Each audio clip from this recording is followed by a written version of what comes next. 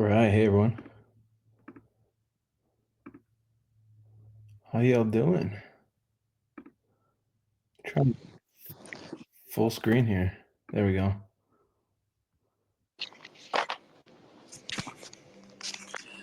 What's up, Cameron?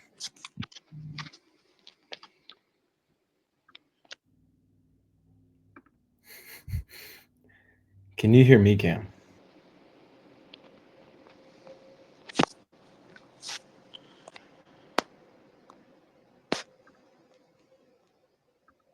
Well, let's see.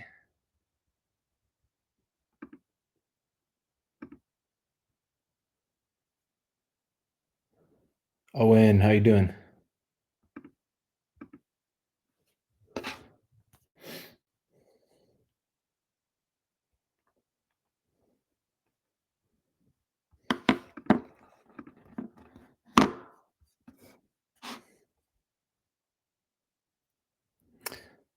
What's up, Drake? Well, if you're just joining us, I'm figuring out if y'all can hear me. Y'all are welcome to request to be a speaker. So we're just getting this sorted out. I remember last week I couldn't hear Cameron, and I think he couldn't hear me. So we'll sort it out.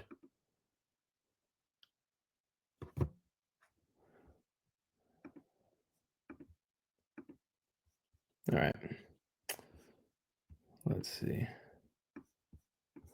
So Drake and anyone else, can you request to be a speaker? And that way y'all can tell me if you can hear me. Then we'll get underway. Hey, can you hear me? Hey, what's up, Cam? There we go. Do you hear me? Wow. Yeah. All right. Let's go. Look at that. You know you're in the future whenever like every conversation starts with "Can you hear me?" It's like I thought that was like the late 2000s with that Sprint ad. yeah, like when I was growing up, no one ever asked that. Like when you picked up the phone, no one was like, "Can you hear me?" All right. Anyways, what's up? Right. This will be fun. Well, I got this recorded now, so these will all go on YouTube Nice. easily. It doesn't look as cool because I don't know how to full screen it, but oh well. I think people are just gonna listen anyway. So cool. Okay. Well, shall we kick it off or give it? Yeah. I can start if you want. Yeah, let's do it up. All right. I'll give my thoughts. So, hey everybody, it's our third one of these conversations. Oh yeah. Most important conversations in the universe. This one's about love. And I'll kind of give my intention in terms of the points that we can bring through, but obviously everyone's welcome to chime in with whatever perspective they want to share.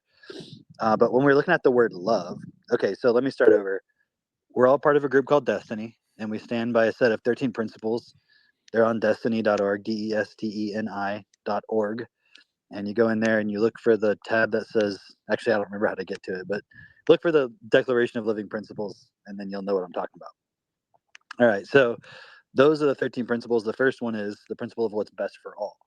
So in these conversations that we're having, we're always coming from the perspective of aligning whatever the topic is or the word is with primarily that principle, what is best for all. And when you look at how the word love is used in our world, there's so much that comes with it. So obviously, I'll just share a little bit for myself.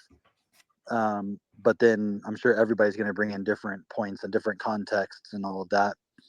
Because you could look at the context of love as a feeling, love in the context of relationships, um, love as something that everyone is pursuing, like the experience of it, love as a force that can make things happen in the world. There's so many different contexts.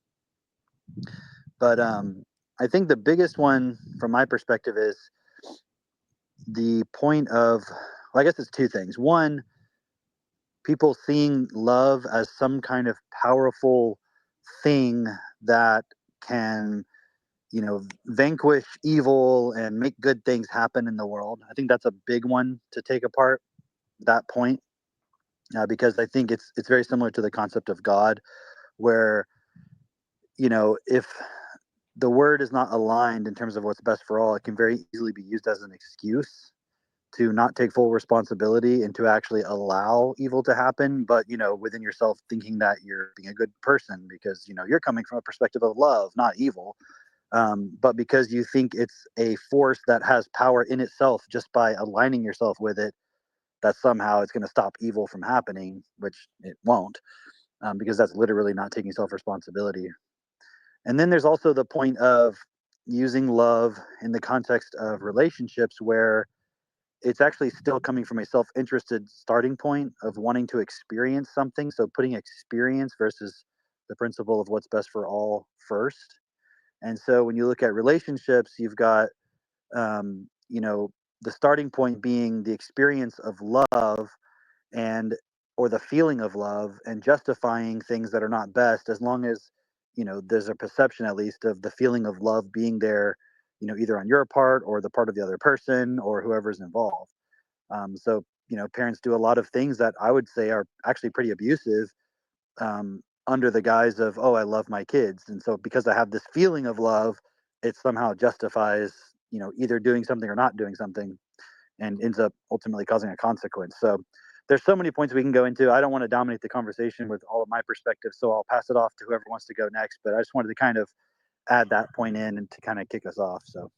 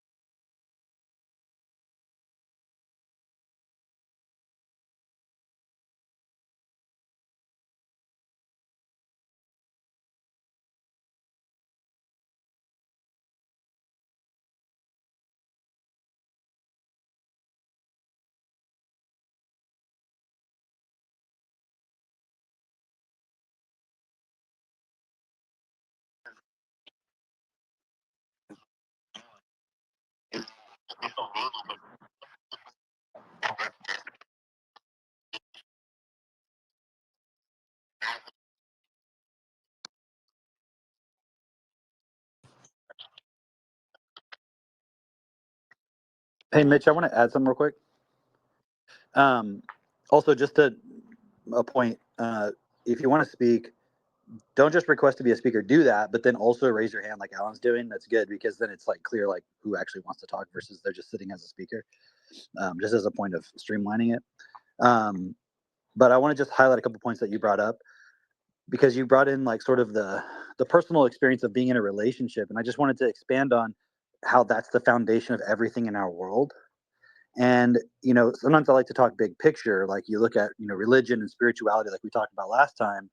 But that relationship people have towards reality, towards God, as one of like manipulation of energy and feelings versus like how do you actually do what is best for the other person and for everybody that you're in a relationship with in any context.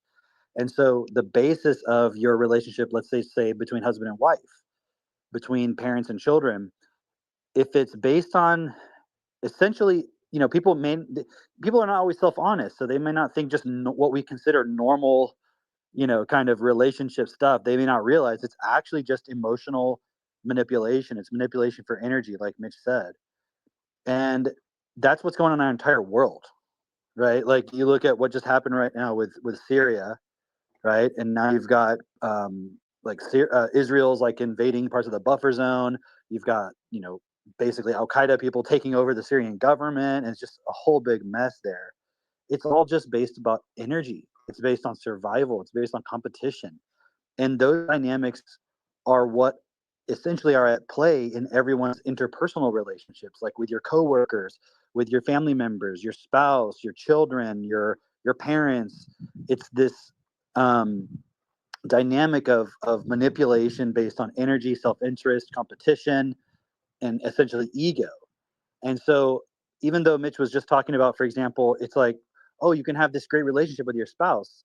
Yes, but the starting point of it actually, in the bigger picture, it it, it determines the whole foundation of society. If everyone was aligning their relationships towards what is best for all, and that was the starting point of them, that would reflect outwards, and our world would change immediately. I mean, I know it's not going to change immediately because, it takes time for people to realize these points and then correct the points within themselves where they're not considering what's best for all. And that's sometimes a very difficult, challenging process. But this is the ultimate point because there's like obviously someone could come in of like, oh, I just want to have a better relationship. But as long as you're still only considering it from that perspective, like what do you get out of it, you're actually not going to get as much as you could out of it because your relationship to reality is not just what you get, it's what you give. And when you give through your the way you interact in your relationships, when you give from the starting point of what's best for all, it reflects outward and that ripples back towards you in every area. And also just by you setting an example. So that's partly what we're doing here is setting an example, but then opening up the conversation to say, hey, it's actually okay to talk about things from this perspective. All right. So I just want to add a couple of those points, from bigger picture perspective too. Okay. Drake, did you want to add anything before we move on to speakers? Yeah, sure. I just want to share, like, we're talking about relationships. Mitch just shared his story with Jess, and uh, you know, starting from the starting point of what is love. Man, I was like really messed up as far as my understanding of love in relationships, like a partner or like a wife or girlfriend or anything like that. I grew up in a home where it was really like I didn't see any real relationships, any lasting relationships for that matter. Um, I saw, my mom, my dad was not around. My grandmother was a single parent as well. My aunts and uncles, same deal. And that's what I saw. Pretty much my entire family seemed to be having the same experience of just being like a single parent, and I didn't really see any successful marriages. And so for myself, I know that was something that um, I felt like how am I going to get that? Like if I don't see that modeled around me, how am I going to get that? And what that also created within me was this experience of whenever I would see anybody else who had both of their parents as a kid, whenever I would see, one of my friends, they had both of their parents, it made me like somewhat envious and also made me feel self-conscious about my situation of, wait, is there something wrong with me? Like, why can't I have that as well? Why do other people get that, but I don't? And, just to add to this conversation of what is love, it's much more than just the relationship with your spouse. It's like the relationship with your kids and what you're providing for your kids, the example that you're providing for them. Because I would say from my experience, I did not experience love, in that regard from both of my parents. They weren't able to stay together for their child, right? And that point that you were making just now, Cam, of how that would reflect out in the world. Can you just imagine if everyone had two stable parents, you know, and not just two stable parents, but two stable parents that were aware of themselves, aware of um, how relationships will impact one another and their children, etc. How much of a different world we would have then, because we would be raising stable children who would not be creating problems just because that's what they were informed with, that's what they learned as children, and went out into the world to create more problems, right? And I was definitely on that path before I found this group, this community, the tools, all of that. I was definitely on that path. You could just ask Cam from the conversations that we used to have. But I'm really grateful that I was able to see that for myself just by being a part of this community and using the tools, that I was able to see for myself, like, oh, wait a minute, I don't want to do that. I'm going down the same path that I didn't like for myself, and I can change that.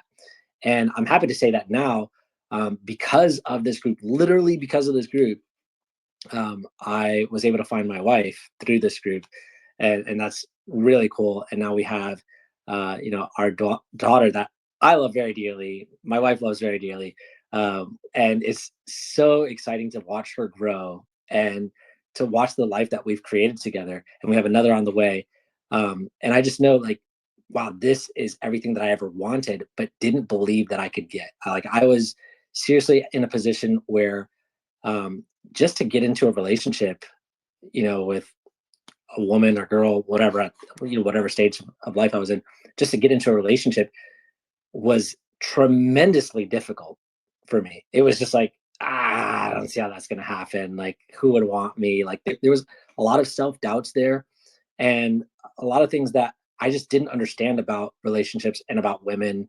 And like I said, I never saw that modeled. And uh, I was getting to the point where I was like, I don't know if that's ever going to be possible. It really literally felt impossible for me. And just as I was, being a part of this group, being a part of this community, using the tools and really uncovering myself, I was able to do things that I was not able to do before, in terms of getting into relationships and being a better man in those relationships. And trust me, I had tried lots of things before, that just did not work out. The mainstream stuff. If you go on Google and you type "how do I get a girlfriend," you'll be bombarded with ads from all sorts of different people, teaching you how to do this, how to pick up women, blah blah blah. And you know, to me, it always just felt like wrong. Like, it didn't resonate with me, but also, um, it didn't really work for me either, you know, and it's not what I wanted. And I'm so grateful that, I was able to find, like I said, this community, because it really changed the trajectory of my life. And I can see how it's going to impact the future generations, where they won't have to go through the same BS that I went through already. My daughter's experiencing a much better life than what I was given, at this stage, because by this time, she's 16 months. By this time, I was already not even living with both my mom or my dad, but instead I was with my grandmother for a while, and then my mom came back. So, um, I just wanted to throw that perspective into this conversation of what is love, and I'll pass it on.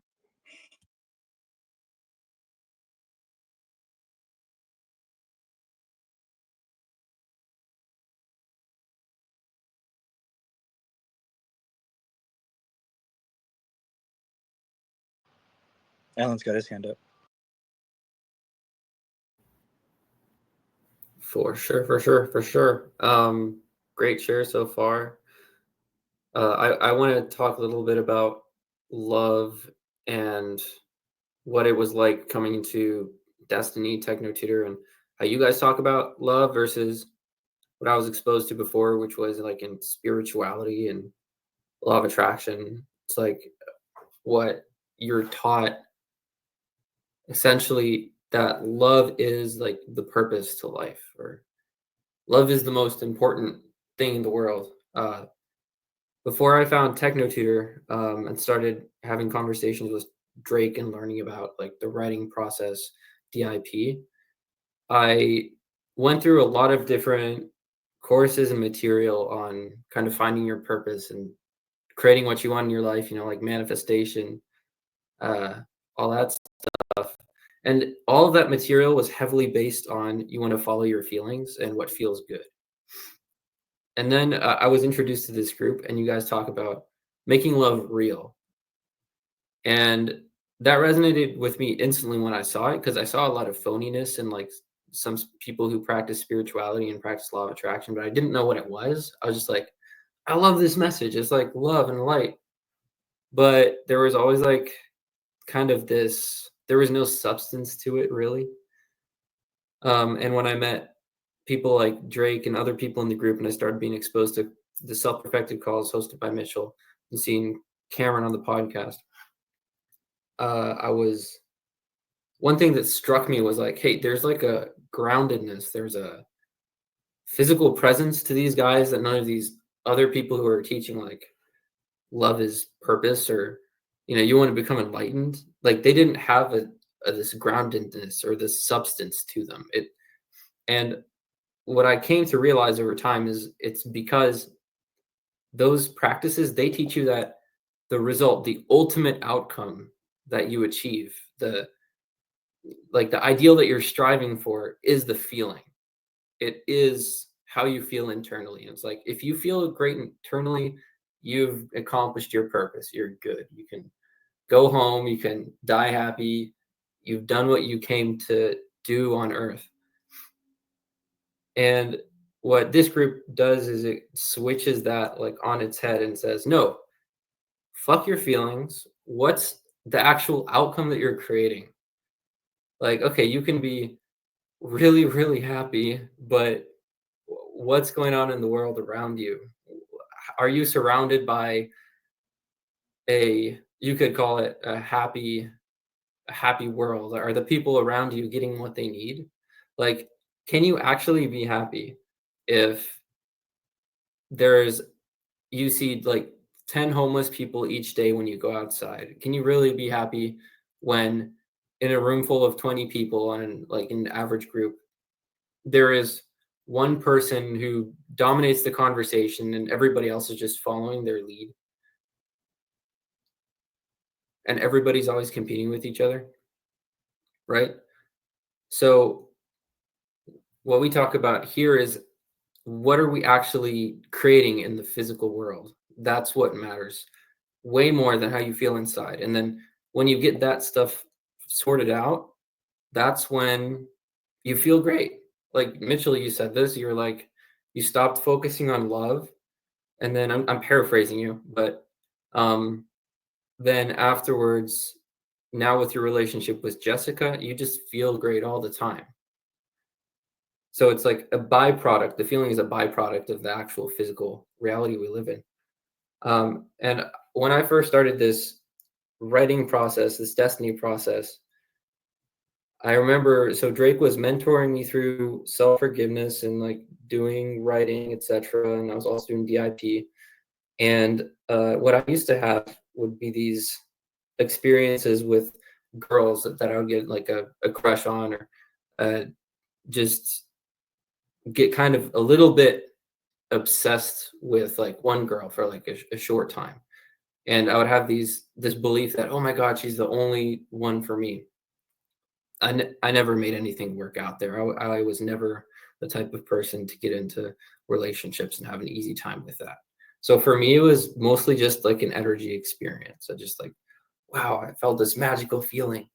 And when I started doing self-forgiveness, I was like, and basically reprogramming myself, going through this process, I knew like, okay, it makes sense for me to get rid of all this negative stuff, like the anger, the irritation, the annoyance, the fear, the blame. Like, yeah, let's get all of that stuff out of me.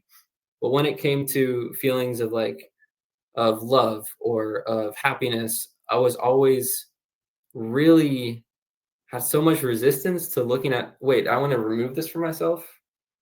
Like, this feels good. Like, it's awesome.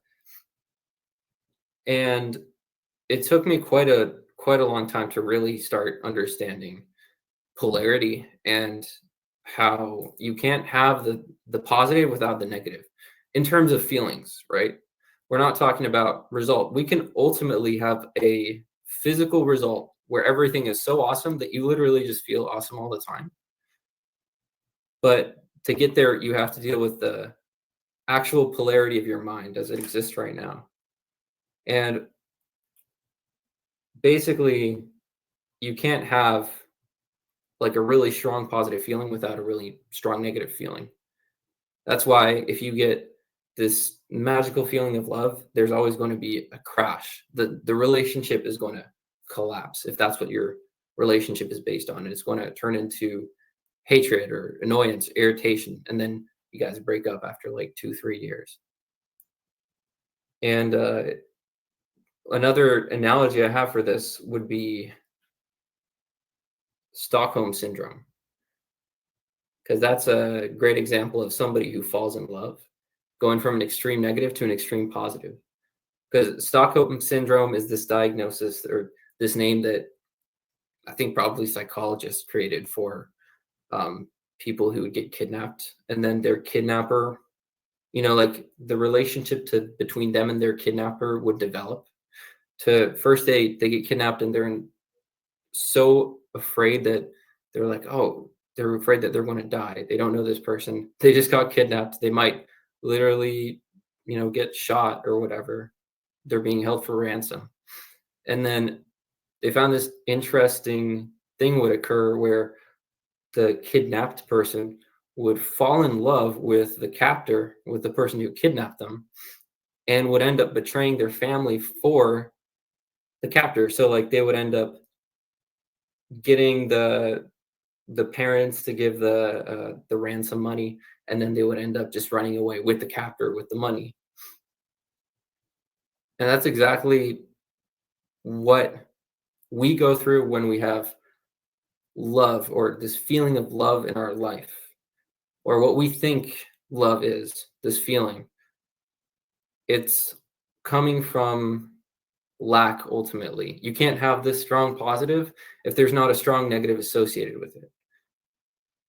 Now, if you have a few feelings are really obvious that they're polarities, like disappointment and pride, right? There's a negative, there's positive, there's hopelessness and there's hope, there's negative and positive.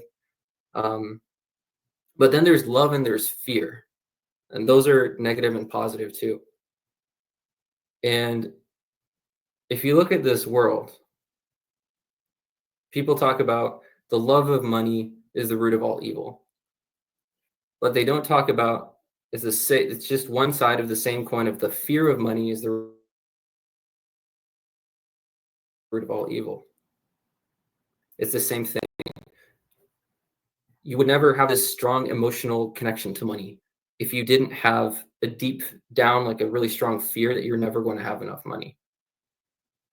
So the flip side can only exist because we have a completely messed up system that's actually designed to never, they're never to be enough. And it's completely fear-based. And that's why if you're falling in love with somebody, as an example, it's again coming from a world of lack, because we're put into this world where you're constantly fighting for survival, if you're aware of it or not. If you're not, it's because there's so much suppression around this that you're not taught that you're fighting for survival. It's just like, oh no, this is the world. Because you're put into a system where you don't know how to understand yourself. Nobody understands you because they don't understand themselves. And you're constantly fighting with people. And there's going to be a few people that you might resonate in your life. And because that's so few and far between, you fall in love with them because you're in a constant fear. You're constantly afraid of never finding anybody that you can get along with. So when you find that one person, the attachment there, it's like you go from this dark negative, oh, I can't really connect with anybody, to, oh my God, there's suddenly somebody here. And you instantly go to fear of loss. And anyway, that's just kind of the polarity side of it. But that's what I've come to understand about the experience of love, is most people think what it is actually not at all what it is. And it's literally the same thing that creates the fear. So you have to get rid of that. We all have to get rid of that. That's all I have to say on that.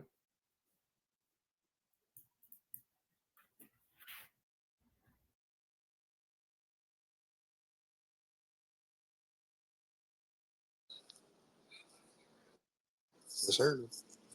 I'm pretty well today. How about yourself, Mitch? Man, there's a couple points. It's interesting when they say like love, making love real is like one of the principles, and I can just see how growing up, um, love was just so improperly defined.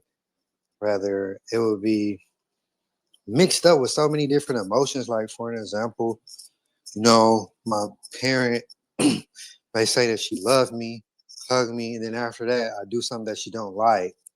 Now she want to whoop me, and so like as a child, I would be confused. Like, man, so wait, so this person just said they love me, but then they just hit me and hurt me. So it's like, okay, love is someone have affinity towards you, but also love has abuse. So it's like, oh, it's emotional polarity there. It's like the pendulum that swings back and forth.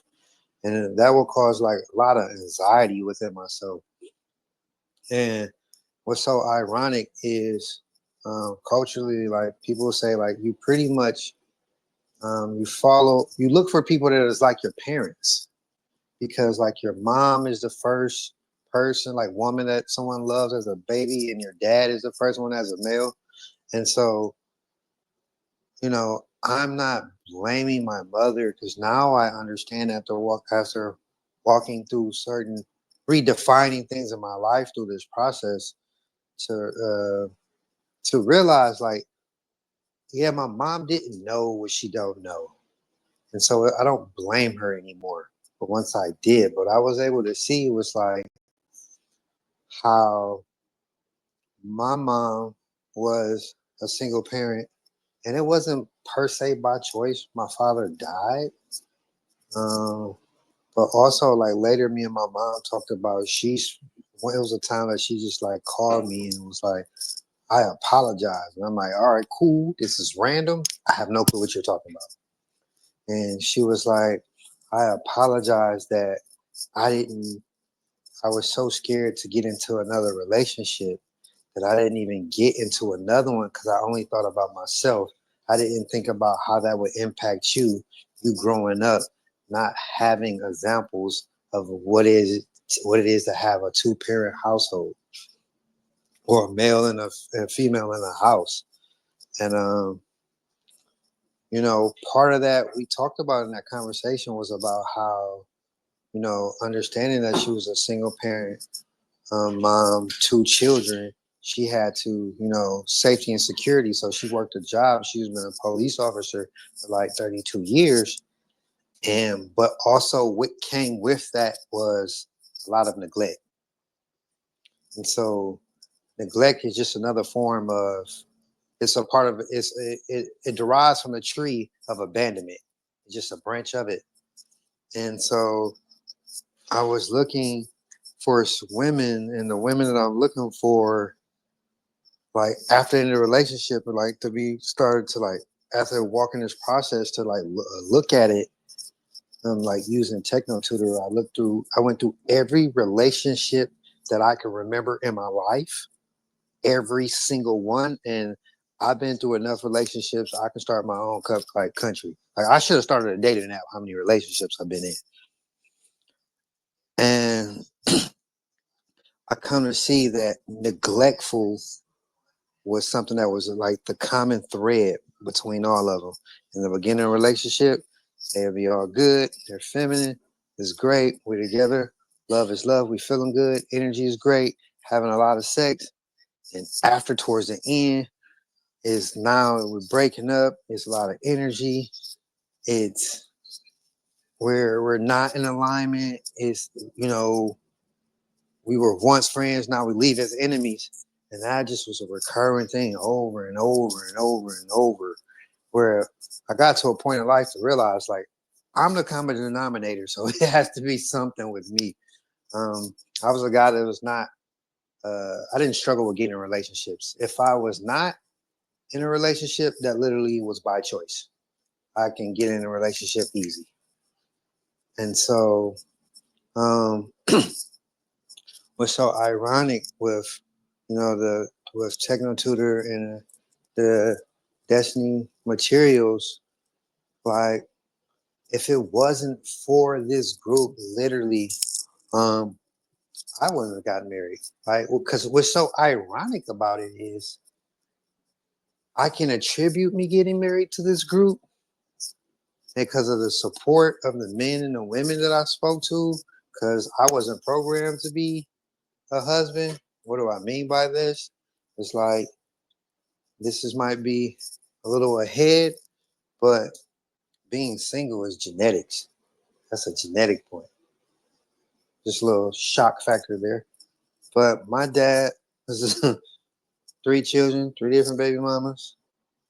His mom abandoned him. His dad abandoned him. My mom, her dad abandoned.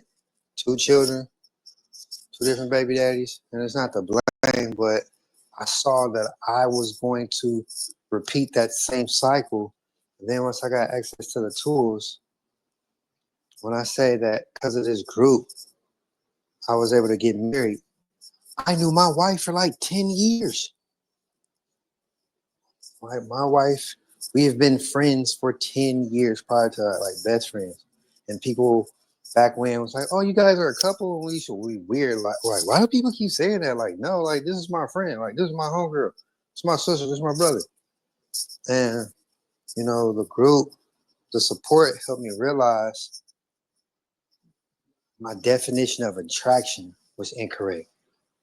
And my definition of attraction was given to me by the culture that I grew up in. So up in Detroit, there was pimp culture, there was rap music, the big pimping video, like a lot of just, sexualization of women. So that was my programming, or that's what I accepted, not on purpose, but that's just how it is between the ages of 0 and 7. And that's what my life, I saw how women supposed to be through media and through my family.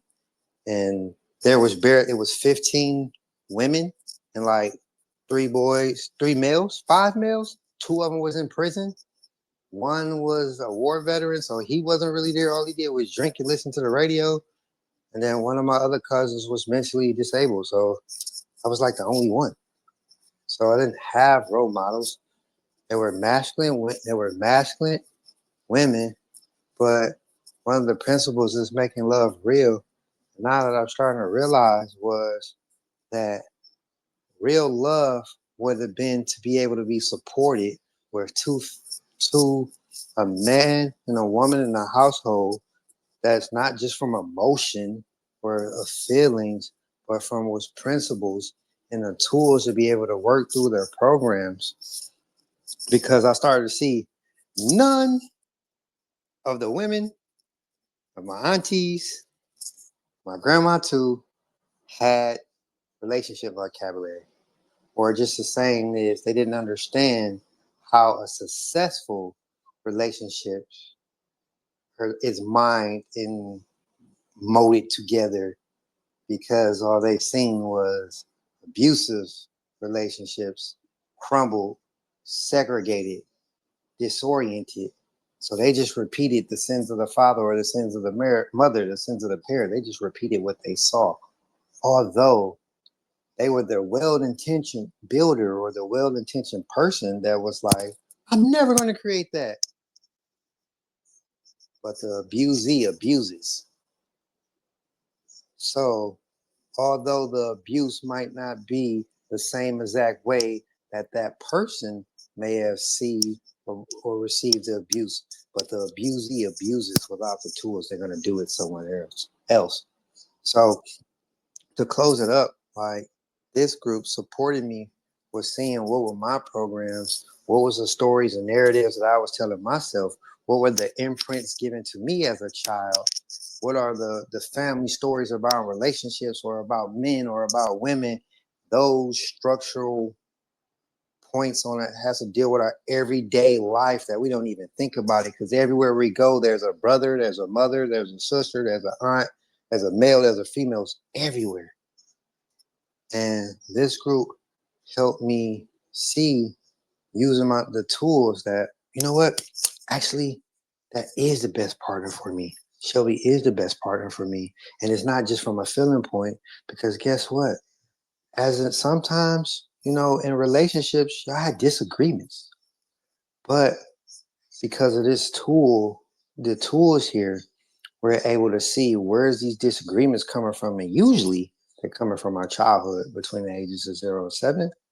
Because I'll just give this last visualization. Most people get in relationships with another person's mind. It's not the being, it's their mind. So that will be equivalent as if you're laying in the bed and it's you and your partner. But to the right of your partner is their mom and their dad. And to the left of you is your mom and your dad. And y'all don't even know they're in the bed with you all.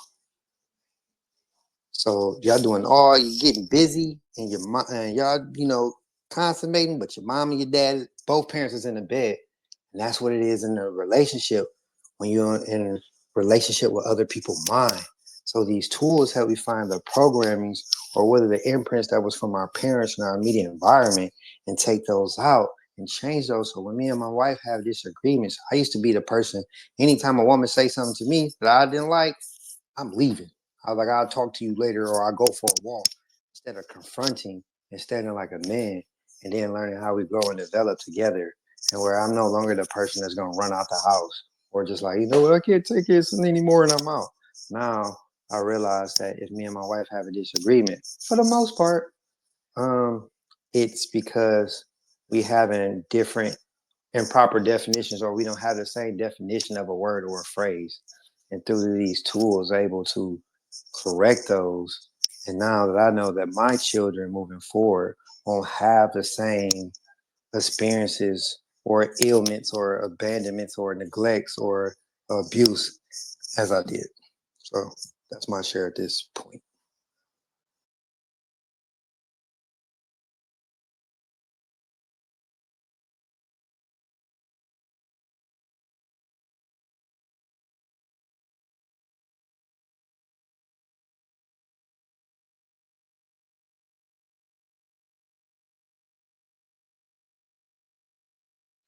Hello? Can you hear me? Cool. Cool. Yeah, I definitely wanted to share. And I'm gonna share from like two perspectives that are that are pretty intertwined. Um, so one from like the relationship perspective, and then the other from spirituality. So anyways, so I'll start with like the relationship part, because I think what most of us have really come to understand and define love, like from before finding destiny in this group and self perfected, is love as a feeling. Um, and I definitely was like no different.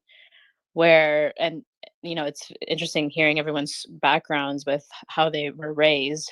Because when you look up from my family, I grew up with two parents that to this day you could say they still love each other. They're still together and they plan to stay together until they die. Um, and so so you could say from one perspective, like I got that programming where I was looking for a partner and I knew that I could attain that. However, I was totally programmed with movies and books and social media, and then later on spirituality, with like this definition of love that was completely entirely based in feelings. So when I got into like high school and everything, and that's when all your hormones start flowing and you start liking other guys and stuff. It's like you're looking for someone to fulfill that feeling of like, oh, I really like this person and we should be together. So um so that was basically my experience with all the previous relationships that I had until I met Drake, where it was just like you find some like I found someone that we had strong feelings for each other, and then my intention was always to like potentially marry this person, because I knew that I knew that was like the goal of a relationship, was to marry that person. But it's so fascinating, like looking back at how my relationships were with those guys, and it was like totally just like up and down of we feel really good and we really like each other, and then the next moment it's like we're fighting, and then it's just this constant swing of emotion that kind of keeps the relationship going in a pretty messed up way.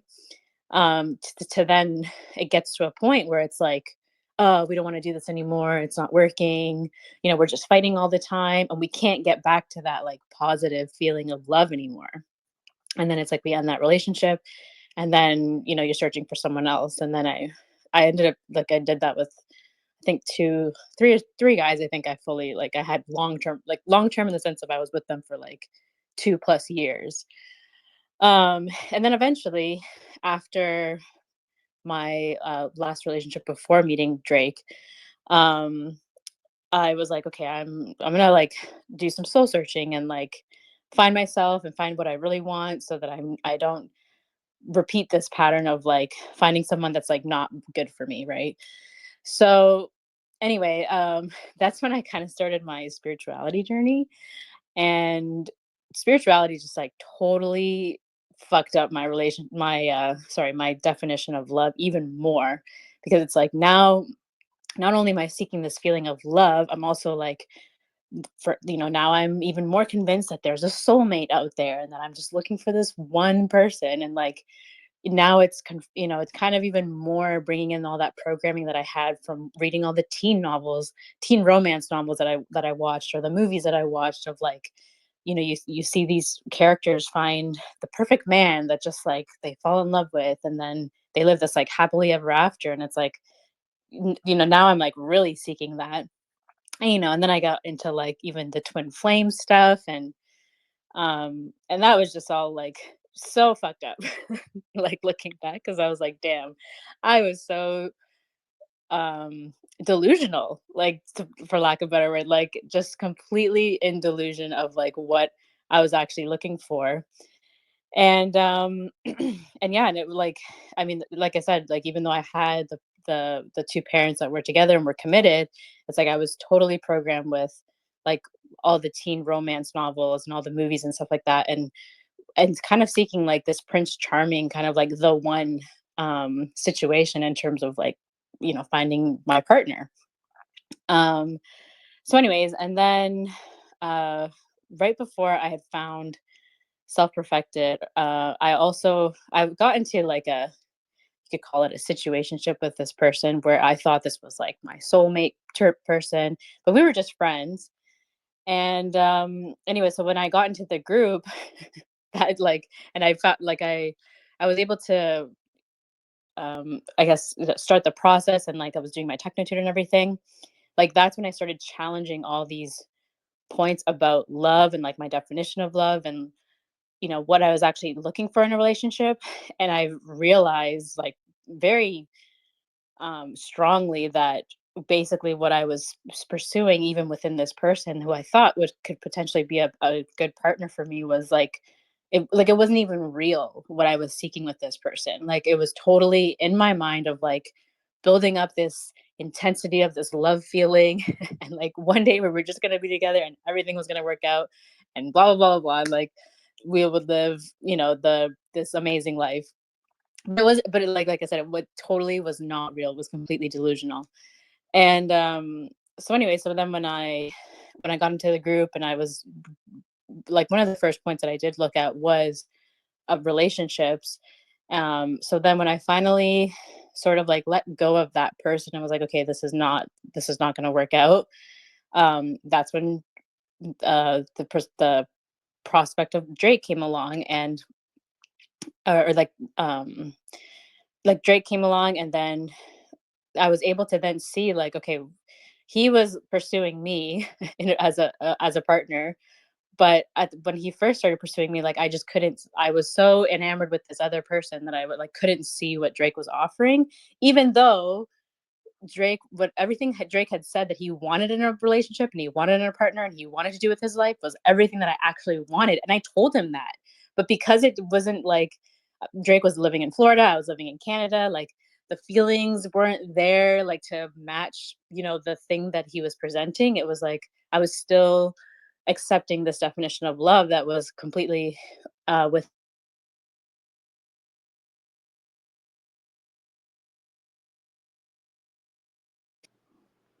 damn it. Did I lose you guys?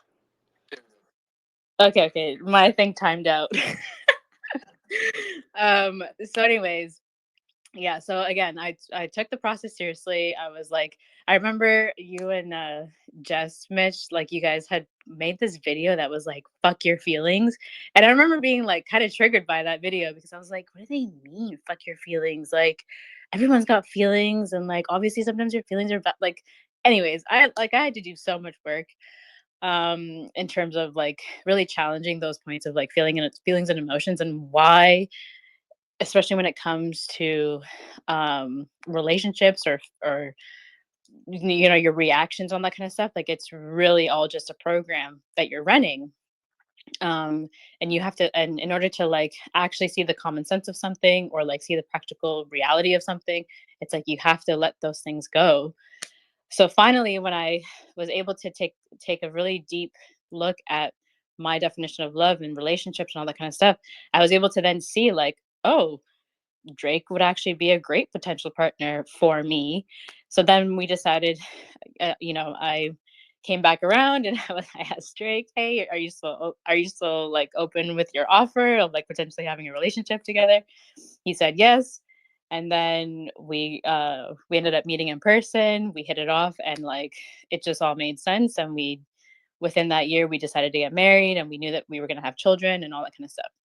And it's so funny because I remember going back home after I went to Florida. I went back to Canada to get some things, and then I was going to move to Florida to be with Drake. I remember talking to some friends, and they were all like, "Whoa, whoa, whoa! Like you're doing what? Like you're gonna be with this guy? Like didn't you just meet him or whatever? Like, but this doesn't make any sense. Like how do you know that you're gonna marry this person?" And I was like, because we want the same things. Like it just makes sense. Like we want the same things, we have the same goals, we like each other. Like why wouldn't we pursue it? And it's like everyone has this like idea of you have to be with this person for a certain period of time, and like it's like you have to have this like knowingness of like you love this person or whatever, and like because of the feelings, it's like that's validating how your how you look at this person. It's like then that um that you like that's the one for you. But it's like at, but at the same time, like then this I kind of forgot to mention, but like we like something that Drake and I also same similar to what you and Jess did was we agreed on the same principles. It's like this was going to be the foundation of our relationship, and if we didn't agree on that, like obviously it wouldn't have worked, or it wasn't going to be long-term sustainable, you could even say. But because we had agreed on that, the principles, and then we laid out literally what our relationship was going to look like and the things that we wanted, there wasn't going to be any surprises, or there wasn't going to be any um like this person, what if they changed their mind or something. It's like, no, we're agreeing to it, kind of like a contract. Like, this is, so that nobody gets disappointed, no one's like, what the fuck, you lied or whatever. um and it also just holds us accountable, because as we move through life, and as obviously challenges do come up, we can move through those things because we know, hey, like, this is what we agreed to from the beginning, and we can hold each other to these agreements and to these standards, and keep pushing forward without um like going back on your word in a way that's like, um like we weren't being serious to begin with, kind of thing. Like, it's really supported Drake and I, like, and I can just speak from the results that we've gotten, just like from using the tools, having a relationship agreement. It's like we've gotten all the things that we wanted, and we're on the path to like continue doing that. We've moved into our dream property. We have two children. We have one that we is 16 months, and we have one on the way. Like, all the things that we talked about, like from literally, I think, almost 4 years ago now, it's like all happening. So um yeah, and it's just like really like changing the definition of love from this like feeling point to like actually this like practical physical living of love. Because I could say to Drake all day, and this is what I would do with my previous relationships. I could tell him all day that I love him, but if I'm not living to the agreement that we've created, or if I'm not like providing for our daughter, or if I'm not like providing even just for our family in terms of like nurturing and supporting and everything, like, am I really loving that person? Like, not at all. And I think that's like kind of what gets skewed with like the spirituality stuff, and that's also like was a huge point for me, like when I came into this group, was how Destiny and like the Bernard Pullman videos like really challenged my idea of what love really is. Because from the spirituality side, it's like, oh, love is the highest frequency, and like we just need more love in this world, and everything, all the problems would go away, and all the wars will end, and like all the suffering will end. Which is like, okay, like maybe from one perspective, like that could be possible, but like what does that practically look like? Like, we can't all just be feeling love. Because like what does that physically look like? And for the most part, it's like people literally just think that if they're just in this high vibration of love, that like that shit happens. Meanwhile, it's like, okay, no, but what are you physically doing? And I think that's a huge trap with like this love and like the spirituality side of things. Because um it's just not like, it's not physically real. It's not like, it's literally, again, like just a complete delusion of what love is. And it totally also, like, people don't actually then take real responsibility. And like when we look at the state of the world, and then you see that like there's a lot of people involved in spirituality, but it's all um like it hasn't changed fundamentally anything really. And like even just like over the years, I feel like it's gotten more popular. But again, like look at the state of the world. Like, we're even closer to World War III. We're even closer to, or we're still in like where people are dying from preventable causes. Like, children are all like dying every single day. Like the things that are could be easily solved are getting worse, actually. So what does that say about, and people will make the argument like, well, it's because we're not loving enough. And it's like, okay, but like love is not enough, because fundamentally, like, the human mind hasn't actually changed. Even if I was in this feeling of love, like, everyone is programmed with so much bullshit and so much shit from, and so many people, like there's so many people that are going through like traumas, and like I said, people don't even have their basic needs met. Like, so how are people supposed to be even loving, or in this frequency of love, when like their life fucking sucks, or like they're just in survival. Like, you don't even have the luxury to like be in love in this like love frequency all the time, because you have, again, you have like the physical reality of your life like it facing you every single day. So you have to, so even if you were in this frequency of love or whatever, it's like you still have to make money, you still have to make food for yourself, you still have to do all these things that like that is just like the practical reality of living. So yeah, so I definitely like, for me that was huge in terms of how my definition of love completely shifted.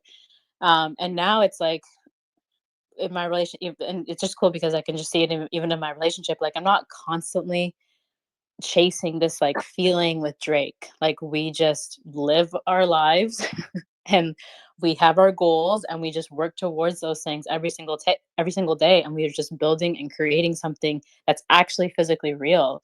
And we have like the last almost 4 years of our lives to like prove that, of like the physical changes that we've made. And it's the most change that I've ever had in my entire life, like, of all the things that I actually wanted, compared to the first 28 years of my life.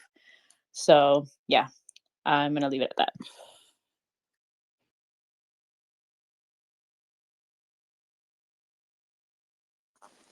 Hello, everyone. Owen here from Miami. So yeah, I'd just like to share my story in the context of like a partnership relationship, and I like what also Cameron brought in terms of looking at the bigger picture of love, but not just in the context of relationship. But looking forward to hearing more perspectives around that. But just to share my story and my journey in terms of love and relationships. I've only had 2 relationships in my life, 2 serious relationships. One of them is the one that I'm in now with my amazing wife, Chantel, and I'll come back to that. But the other one was when I was like early 20s.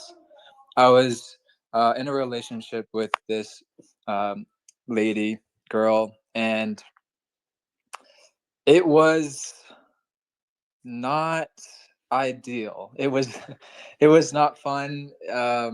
It was a relationship that I think a lot of anybody can relate, a relationship with arguments, a relationship with abuse, a relationship with arguing, a relationship with yelling at each other, like just so many things, so many different aspects of abuse within the relationship. And when you're in it, you just think like, oh, this is what it is. You don't have any education or any idea of what a relationship actually could be, of what I'm experiencing now and what Mitchell is experiencing now with Jessica, or Drake is experiencing now with Christine.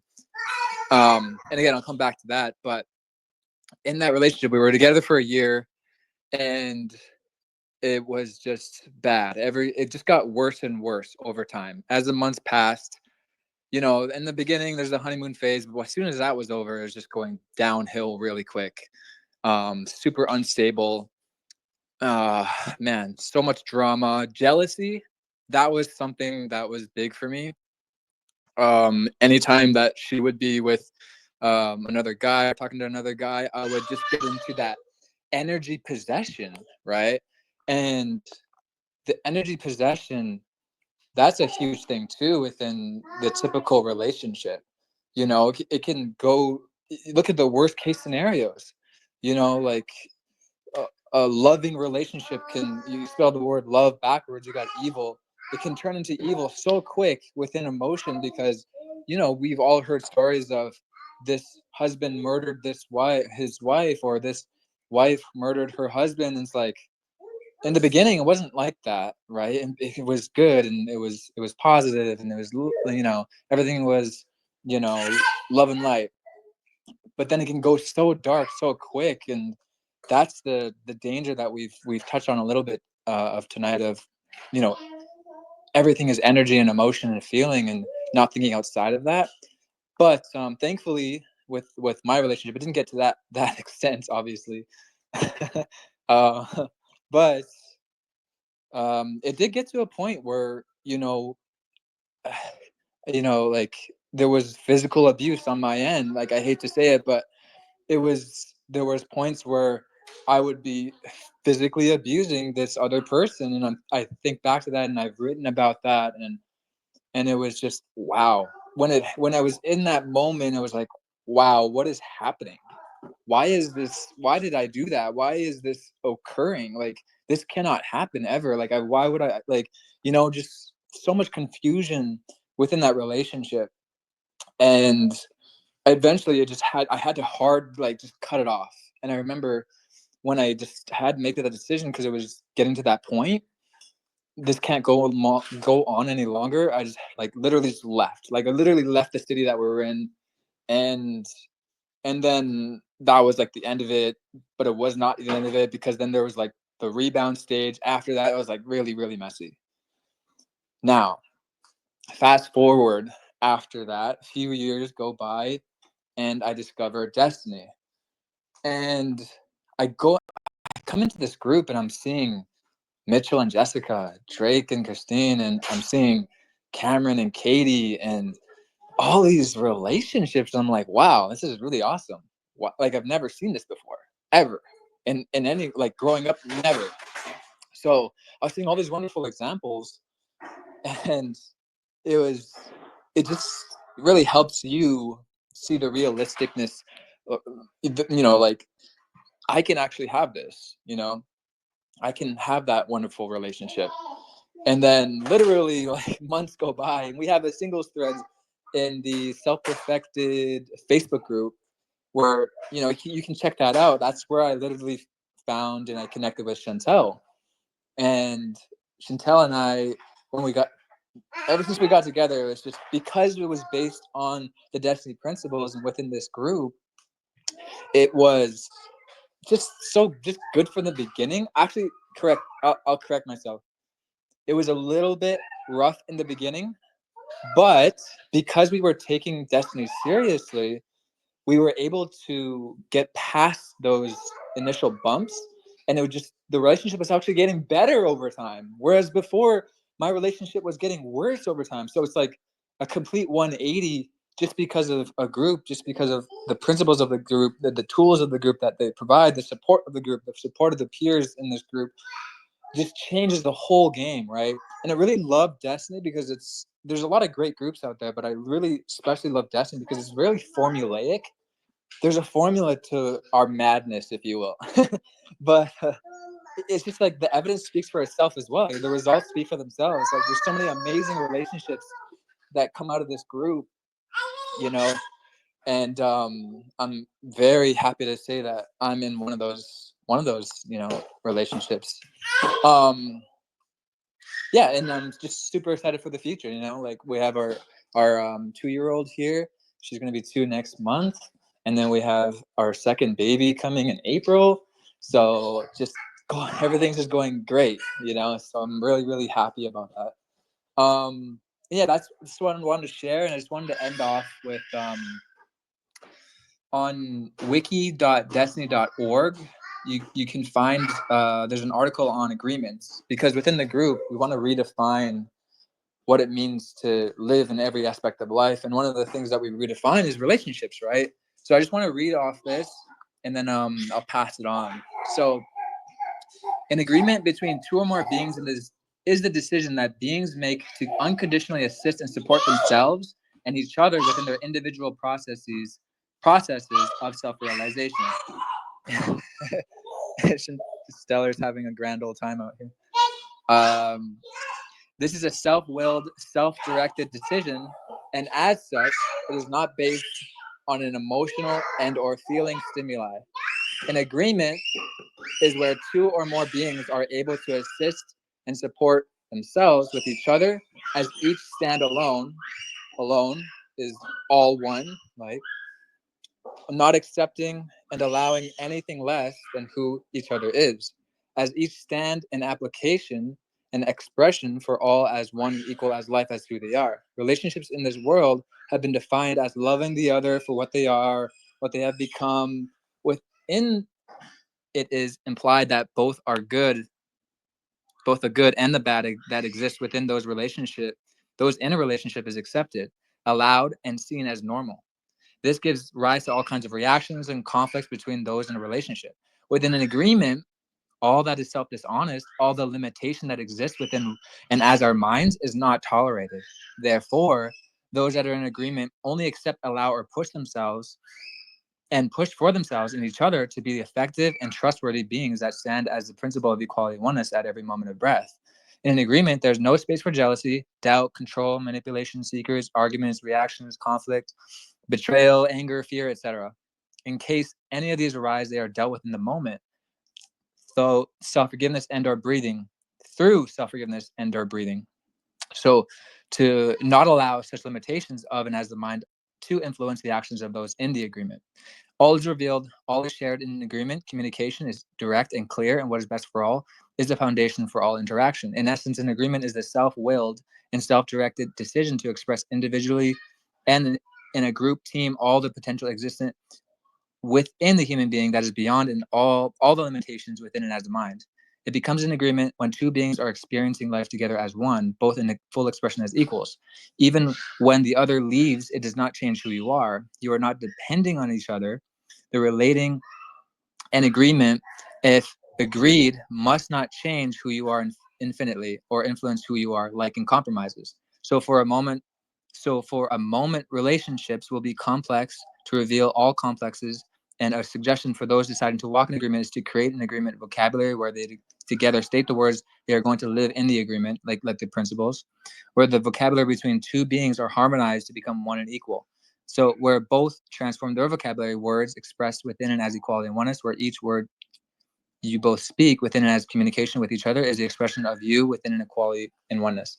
That was a mouthful, but that's just like a really cool,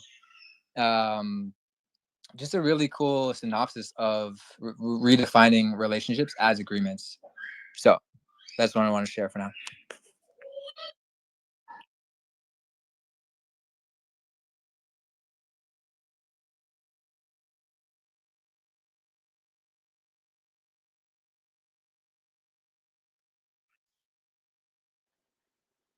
Yeah, can you guys hear me okay?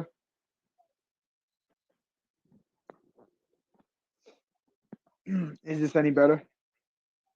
Is is this any better? All right. So yeah, when it comes to like my relationship, you know, today is actually mine and Kayla's 9 years since we've been together. We've actually known each other longer than that, but we've now been together for 9 years going on today, and been married for two. Kayla, correct me if I'm wrong. Married for two. We've been married for two, correct? We've been married for four. Four, that's what it was. Because we did the yeah. Okay, I'm sorry. I better know that. I'm gonna get yelled at for that later. No, we've been so we've been together for 9 years, been married for four, and that was. Can you guys still hear me? Okay, so my phone, it said connection was lost, so I was like, oh shit. Anyways, so we've been married for four, and our relationship has not been all sunshines and rainbows. We have been through a lot, and Kayla has been through a lot being with me. I mean, we met when I was 17 and she was 16 years old. I was still. I mean, she was 17, I was 16. Just turning 17, and she was just turning 18. When we first met, I mean, I'm only 26, but I was still just a young boy who didn't really have any good relationships in my life of showing what a supportive, healthy relationship was. My parents, my mom and dad, was always fighting. My mom would physically beat my dad. My dad would physically, be going back and forth with them, and I used to get in the middle of it all the time. And so, growing up, I was always just seeing that left and right. So for me, relationships was never like a good thing. So I grew up with the mentality of like, you know, love wasn't a real thing. You're just together for the kids in reality, if you have kids.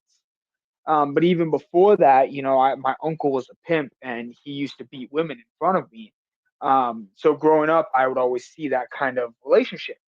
So for me, that was a very normal action. It was to me, respecting women was not in my vocabulary at all, let alone in my understanding of what a relationship should be. And I know even I was just, Mitch, we were just over at your house, a couple weeks ago, and that was a point that me and Jess were talking about even more about how my view on women is very I don't look at women as equal, and that's something that I've been working on. I've been doing my writing, doing my process on. But that's been a huge conflict that I've had within me because of the things that I have myself viewed and continue to accept and allow as acceptable. And this being said, then going into this relationship, before Kayla, I was, to be blunt about it, I was a whore. I slept with anything that walked. I didn't have respect in that sense, and it was just more about like, oh, if it could get me off, that was my mentality. So like the only one that I really had a physical um thought of love, which later learned out to be was lust, was my last relationship before Kayla. And she ended up doing what I did to all the other women that I was with growing up. And she cheated on me, and she just made me feel like a straight fool about it. Um, and so when that happened, like I was hurt, and then I went into mine and Kayla's relationship hurt because I thought I was this. When me and Kayla first met in middle school, I tried approaching her, and I thought I was this little badass from California coming into Minnesota. She was new to the middle school, and I tried going up to her, and she didn't really give me the time of day. And then we later met down in high school after this relationship, my previous relationship. And once we met, it was at a party, and it wasn't good. It was actually at a party where I had my ex there, and my ex was just puking. And so while she was puking, I was off talking with Kayla. So as you can see, the beginning of the relationship did not start as necessarily as what it what a relationship should have. So I didn't really have the intentions of really being in the relationship I am now with Kayla. It was kind of more of like, I'm this little badass and I'm going to be able to get her and go upon my way and, go upon my life with it. But it was crazy because like the moment I met Kayla after that, and we started to connect more, I really knew that it was like one of the situations where it's like, I wanted her to be raising my children because of the mindset that she had, the way that she thought about things. Me and her grew up in two completely different lives. And I wanted my son to be able to understand that two different people from two different walks of life can actually be able to grow and coexist and be able to raise a child with those kind of experiences to understand. So I started to take the relationship more serious. And, the night that Kayla told me uh, that she actually loved me, that she actually liked me, and she was actually interested with me, I was still talking with my ex. And so once again, this is that viewpoint of just like I didn't really care for women, but at that moment it was like my ex was telling me some messed up stuff that happened and that how she cheated on me, and then she just came over to my house after she cheated on me. And then I got a text message from Kayla saying that, hey, like I really like you, and things just kind of like flipped in that moment. And I was like, yeah, like this girl actually likes me. Like I want to be with her. And so I made that change. And the other girl, I was like, hey, you got to leave. We're done. And she left. And that's kind of where mine and Kayla's relationship started. Once again, I was this immature child going into this relationship that I seen more value.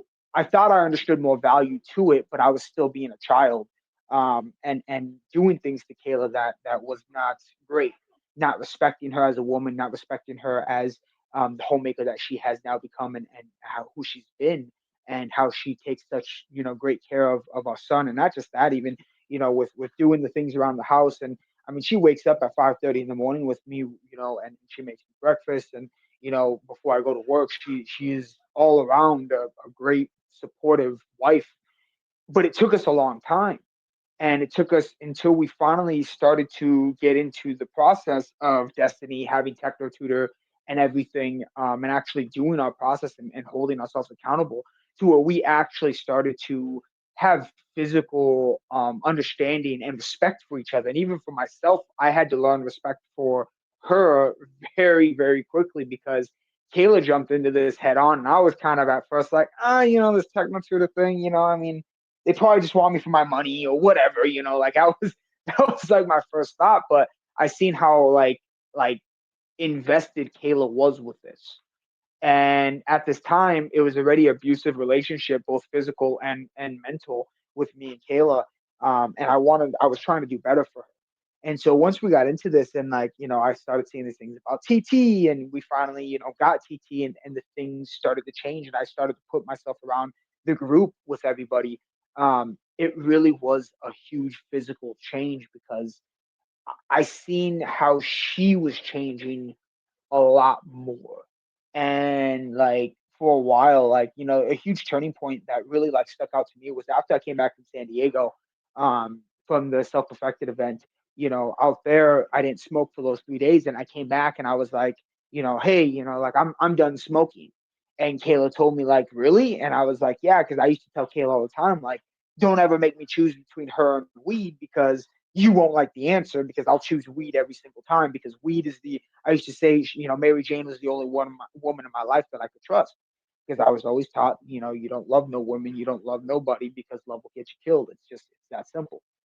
And so when I came back and she was like head over heels, super excited, like, really? Like you really want to do this? And I was like, yeah, I see things differently now. I want to be different. I'm tired of this type of lifestyle, this type of living.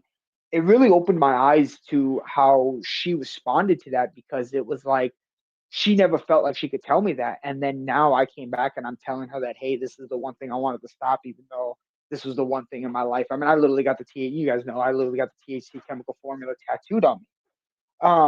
And so that was like a huge thing where it was like once I came back and that physical change started to happen, I seen more physical change within her. And once I started taking the process very seriously and diving into these points of physical abuse that I used to see from my family and my uncles and my aunts and everybody, it physically has started to release from me, and that was a huge point where I started to lose weight because these things I held on to. And as I was going, I made this video today for me and Kayla. I was going through these old pictures and looking at this old weight that I had on me, in my face, my body, everything. I was just like, wow, that's crazy on how I literally you could see the total difference. And this has been, in the year and a half, 2 years that we've had Techno Tutor. And it's it's even crazier now because it's like I'm being able to help Kayla go even further into this point of being able to release these things and let this stuff go on how I did that helped physically let the weight drop off. Um, but it was like we started to sit down and we started to really connect and not just kind of connect or kind of talk about things or it was we started to physically understand each other. And we went through a low moment to where it was like we were still learning about who we were through Techno Tutor and everything on who we actually were and who we actually wanted to be and who we were actually developing to understand that we are more than what our families made us to be. um it really started to change things in both of our lives in our relationship and how we looked at the world, how we talked about things, how we understood stuff. So then we started to go further into this actually making love real, which is to me was not in my definition at all. I used to tell her I love you all the time, and I would say it because it was more of a comforting thing for me because my parents, my family didn't tell we flipped each other off. That was our way of saying I love you. Is my mom would flip me off, I'd flick her off, or I'd flick off my dad, or in our family photos, somebody would be flicking off somebody, or somebody would have a middle finger up somewhere, and that was our way of showing I love you in my family. So it's once I got my actual family, it was crazy because it's yeah, I didn't realize that, but Kayla actually pointed that out to me that I'd always say I love you, but it's what was I doing to physically show that I actually loved you?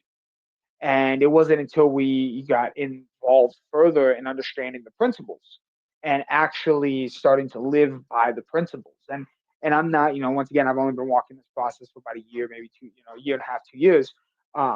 these principles are still very new to me, that I'm still learning them and developing them every single day. But it's one thing where me and Kayla have been talking about them more and more, and how we both can hold each other accountable to making love real, and actually living by these principles every single day that we're alive. And it took a while, but Kayla finally admitted to me that if it wasn't for us finding this group, she was not happy and she wanted to, leave. She didn't want to live this life anymore. And that completely destroyed me. I was like, what? Like, I felt hurt because it was like, oh, she couldn't be honest with me in any sort of way into her right now, where we are, we were 8 years in or whatever. And she's now just telling me that if it wasn't like, oh, for us to find this relationship, the lifestyle that we were living was not what she wanted. And that was where it even showed me even more, where it's like I needed to step up as a man, not only as the man figure in our relationship, of understanding that there's more than just being this macho man, and I provide and this and that, and there was a lot more to it, to be supportive to her, to be able to help her grow and help her develop even further, or help our son develop or grow even further in the way that life should be, with making love real. And it's like, when we talk about making love real, it doesn't just go for the factor of just me and Kayla. It goes for me and my son. It goes for me and every person that I encounter, that really showing that value, that sense of, how do I describe it? I think value is probably, for the lack of better words, the best way that I can describe it, because of what I'm still learning and developing for myself.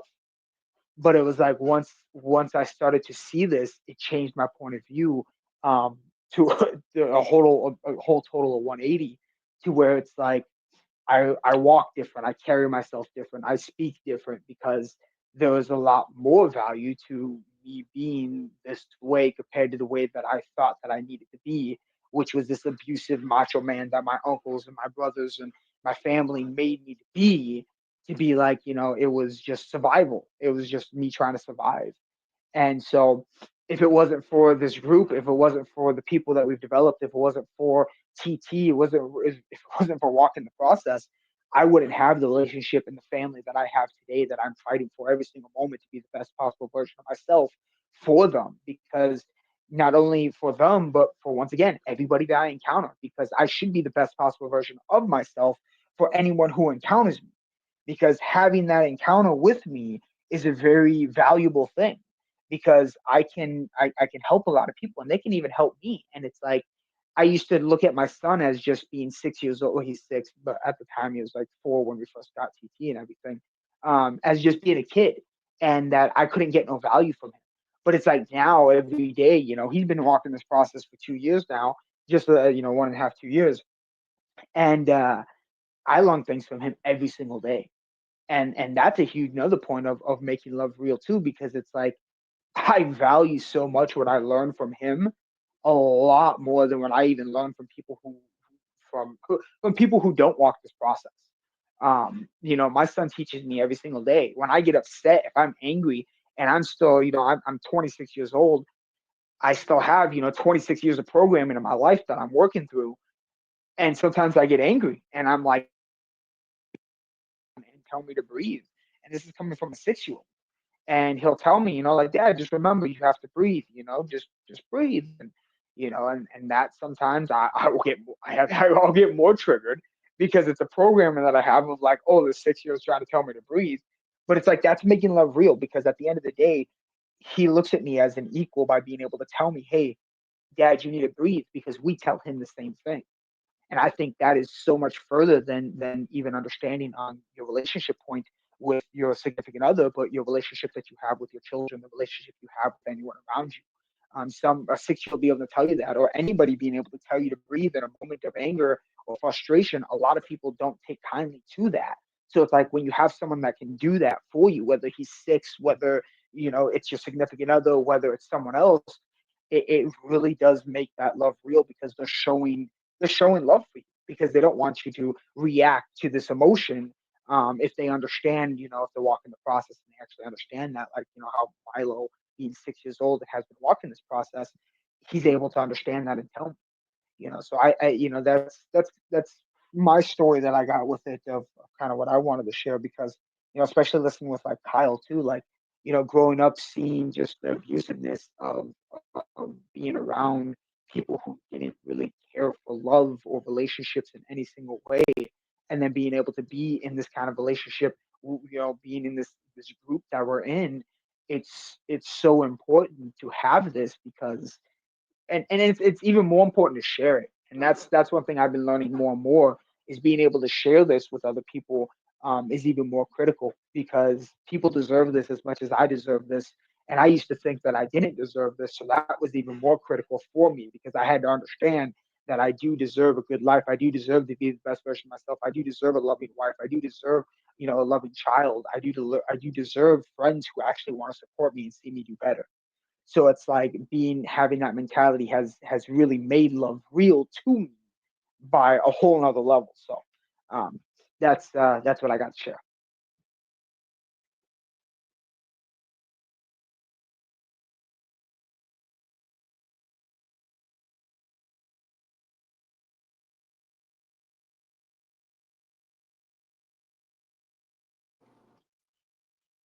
Yeah, I just wanted to bring a point through that no one had spoke on yet.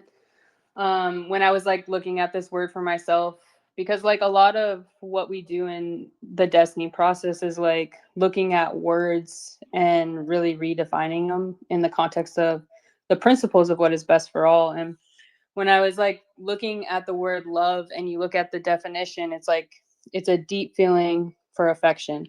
But then I was like, well, what does that actually really mean in the context? And what I've seen in my life of what that really meant is like it was just a feeling of me being stimulated. And so like a lot of times we'll like say lots of things that we love. Like for example, I'll say, oh, I love coffee, right? And it's like, well, yeah, I love coffee because it stimulates me. So I love pizza because it stimulates my senses. It like I have this image of my in my mind of what pizza is and it makes me feel good. So it's like looking at when you say that you're in relationships with everything, it's like what in your life is actually just stimulating you and giving you this intense experience, and then those are the things that you're gravitating towards. And what the system does is it stimulates you with things that aren't best most of the time. And so we tend to believe that these other things are so great because we feel this stimulation from them and we love them. But it's like one of the principles is like investigate all things and keep what's good, right? So it's like looking at all the areas of where we're being stimulated and if it's best, and like using it in the context of like not overstimulation. Because yes, we have like technology and all this stuff and it's all great and we do really cool things with it, right? But then you have like the bad side of everything, and so it's always like bringing it back to the principles, and that's what we talk about a lot. And like I think for most of my life, like I've lived the word love in the context of what stimulates me the most. And until I found this group and actually started using TechnoTutor, which what really has supported me, because TechnoTutor gives you that ability to like process information faster and redefine words, and like it gives you the ability to stop the participation in the stimulation because it neutralizes the words within you of like the stimulation you're getting from it, which is the most amazing thing because you're actually able to see if it's actually best or if it's just something that makes you feel this point of stimulation. And I know, like looking back at like all my past relationships, it was all a point of just being, the starting point was just me being stimulated by either what they said, the image in my mind of who that person was, and then when reality hit in, it was like, oh, I'm not being stimulated by this, like I don't actually even like this person. And then there's all this like friction and conflict, and it's because like I was just in it for the stimulation from the start. And so when you don't get the stimulation, then you're like, oh, I'm experiencing all this friction and conflict. I don't like this. And the feeling of so-called love, it goes away. And so, yeah, that was the big point for me. Even when I got into a relationship with Owen, like I hadn't redefined love completely yet. And it's cool because we have the principles, there's these dimensions. Sorry. There's these dimensions that you walk through of like when we got into a relationship, right? Like it wasn't great at first because we were facing two different programs coming together and having to align our communication, align ourselves with the principles, hold ourselves accountable to that. And so in the beginning, like I hadn't really redefined love, but when there was a lot of friction and conflict in our relationship in the beginning, that was something that I really had to look at for myself. And it was really just like I had all these like illusions that I made up in my mind and images of who Owen was, and I wasn't actually seeing him for his being and who he was. And so when that stimulation wasn't there, I had a lot of friction and conflict, just like every other relationship I was in. And it was like, okay, am I going to just keep participating in this, or am I going to change? And I made the decision to change. And I'm so glad I did, because now, like, I'm not seeking that stimulation from him. It's based in reality, it's based in substance. And so, like, it's been really cool to walk myself out of that association with love and stimulation. So yeah, that's pretty much my share on that point.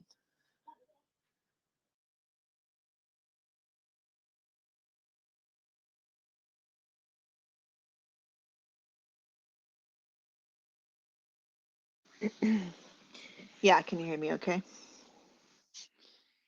So I've really enjoyed this spaces, whatever it's called. Just hearing all of you share. I've heard a lot of your stories, but it's really cool to hear a lot of you tell your stories, even, a year on, where you've kind of just seen and realized new things when it comes to what love actually is, what it can mean, how you can redefine it for yourself, and then just looking in retrospect on the relationships that you've had in your life, especially our relationships with our parents. I think such a huge, important part of how we learn and understand love is from that initial point of what created us, which is from our parents. And so much of the abuse in relationships is a cyclical thing, right? So we tend to seek out similar points that we saw within our parents or within the relationships that we saw in our life, whether it be parents or step parents or grandparents or, whoever we were immersed with. We tend to look for that same thing, or we'll look for the polar opposite of it, right?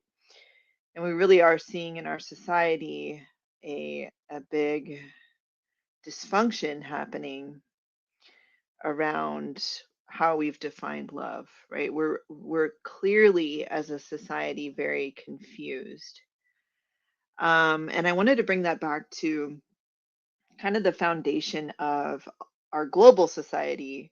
And it really doesn't matter what part of the world you live in. A lot our actual real definitions of love stem from, the first father that we've all had, right? Our father, which is based in religion, right? So it really doesn't matter which religion you're looking at.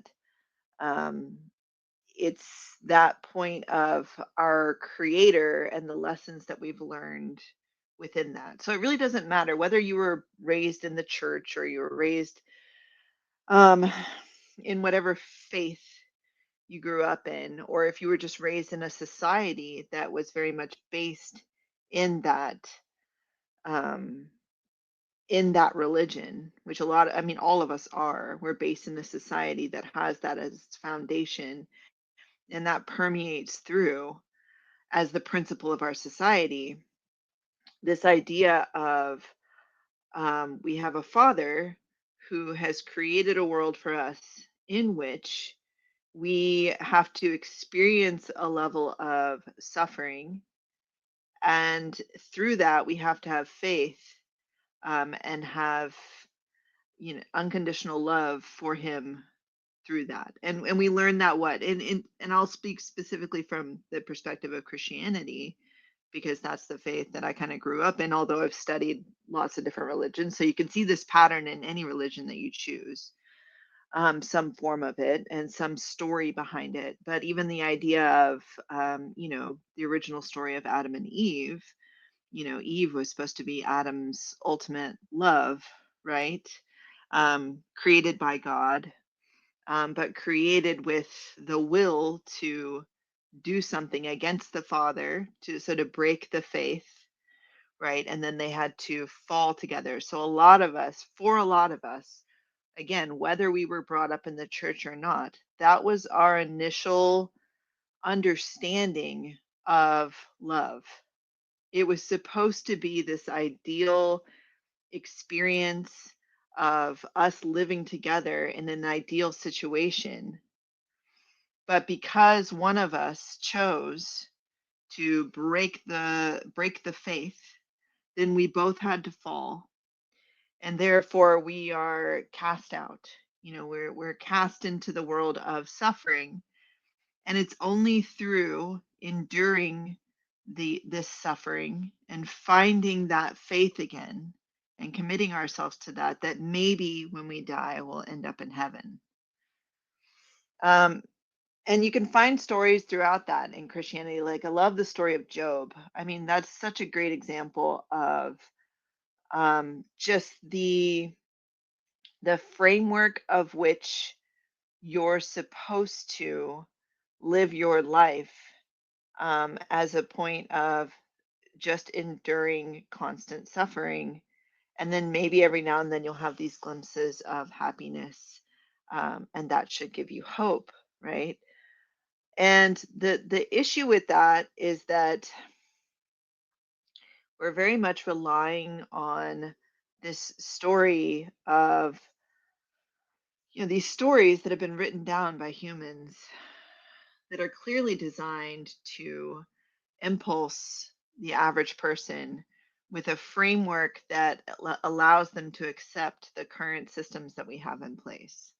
And you can go read, about the history of the Bible and just the whole concept of Paul and like all of the history behind that, and understand it pretty clearly, that these ancient texts we have, again, doesn't matter which religion you're in, we're designed to keep the average person in a framework of accepting the current system as it is, which is ultimately a system of abuse. And we can't deny that, because if you look around at the world the way that it is, and you look for, even for those of you who shared your story, your stories of, growing up, your parents' relationship with each other, the relationships that you've been in, just the fact that we don't support one another as a society, especially as children, to grow up and see good examples of how we should interact with each other, and how love is not actually this constant energetic roller coaster that you're on, where you're supposed to experience all this drama. The fact that every single show on television, all of the books, all the stuff, especially that's being, given to children, is all based on this very distorted and abusive definition of love, should demonstrate to us that we live in a system that is designed to abuse. Like just the fact that children are not born into this world with having their basic needs met, and that not being a foundational, a fundamental principle of our ancient texts. Like, why is that not there?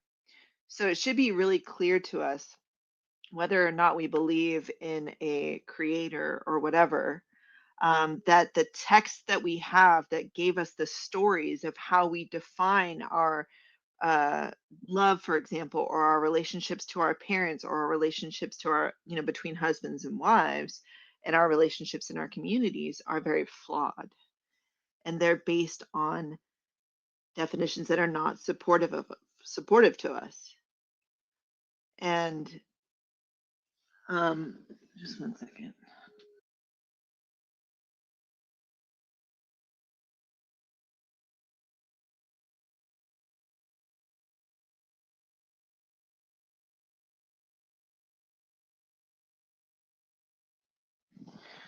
Okay, I'm back.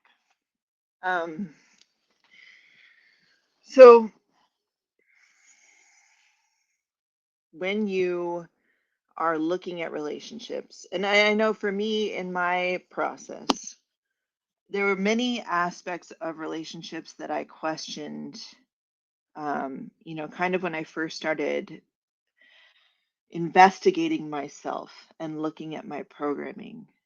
And I knew that religion and my upbringing in Christianity played a big role in that, even though, my parents weren't super religious. So but I was kind of thrust into the church, and it was sort of like, you go to church, we're going to stay kind of on the outskirts, but we want to make sure you have a good foundation in moral understanding of things. So I had to really question a lot of those things for myself and look at, what is my idea, what is my definition of love? Where do I seek experience as a way for me to prove to myself and have faith that eventually someday I will get to be happy, or I'll get to experience myself as the way that I want? Will I take on all of the suffering and just allow the suffering in the world, um, and allowing the suffering in my life, and also create suffering, because that is a big part of it, isn't it? In relationships, a lot of times it's not just one-sided. We create suffering for each other, and it's almost like this goes hand in hand with love. And again, I highly recommend it, if for those of you who haven't read the story of Job. So good. There's actually a great sci-fi novel written by Robert Heinlein called Job, A Comedy of Justice. That's a very hilarious take on the whole biblical story of Job. But essentially, the story of Job is, Satan, if for those of you who have never read it, or you haven't just really studied a lot of the Bible, basically it's the story that, God had this ultimate um, worshiper, this ultimate guy, he's Job, who loved God so much. And Satan came to God and said, Job only loves you because you bless him, because you put all your blessings on him, and that's the only reason he loves you. If you cursed him at all, or if he had to suffer at all, um, he would not love you. He would cast you out. He would, you know, he would speak ill of you. So God had to test Job then and put him through the ultimate suffering. Job had a huge family. He was wealthy. He had all the blessings in life, and one by one, God took those things away from him. And so it left Job with nothing, left Job suffering and ill. And, still Job always spoke well of God, right? And at the end of the story, right, God restored all of Job's blessings. So that's kind of the story, the framework that a lot of people, even if they aren't religious, they act within, is this idea of, if I, even if I create suffering, suffering is necessary. Suffering is necessary in life. And so it's almost as if you're blessing a person by creating suffering for them. So even if you're not like physically abusing each other, just a lot of times we'll create mental abuse in our relationship as a way to provoke this point of suffering, and as a way to almost show our love for one another. So it's this very distorted idea of love that is not based on reality, that is not based on what we could actually create with each other. And that became so prominent for me when I became a parent, because so much of the, you know, who are you as a creator of your child, and just really taking on the responsibility for that, and having your patterns and the patterns of your partner reflected back to you so obviously, and not just you and your partner, but a lot of generational patterns being passed down. I mean, that's well known now. It's well understood that epigenetically we pass down a lot of our behavioral patterns to each other through many generations. So, you know, especially when you're immersed with your children all the time, you know, you don't just pass them off onto school, you don't just pass them off into daycare or for somebody else to take care of all day. When you're with them all the time and you can really see your patterns in your face, that's been another stage for me in my process that's really shown me how much I just accepted this idea of love as abuse from everything in our society that's based in that aspect of the father is going to create suffering for you in your life that you have to walk through. And if you'll just walk through it and never question it, essentially, and never um, denounce the suffering as you know, something that you can change, and just embrace it, at some point you'll be rewarded for that. And we have to, as a society, step out of these stories that we've just constantly told ourselves, and we have to look at how every aspect of our lives have been defined by these stories. um, and it's just permeated every aspect of ourselves, and it's programmed every aspect of ourselves, because things don't have to be that way. We don't have to constantly abuse each other to get this feeling of love. We don't have to constantly experience suffering. Things don't have to be that way. We could be here with life, with reality, and look at how to support each other equally. Because wouldn't relationships between men and women, for example, totally change if from birth every child was given their basic needs?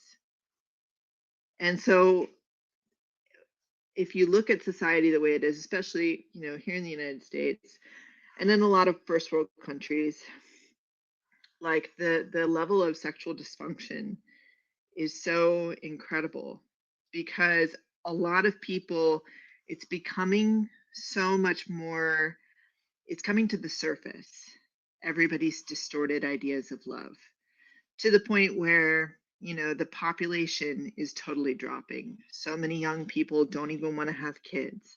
They don't want to be in a relationship with another person and commit to another person, where they have to have all of these points that I'm bringing up reflected back to them directly, where they can't escape.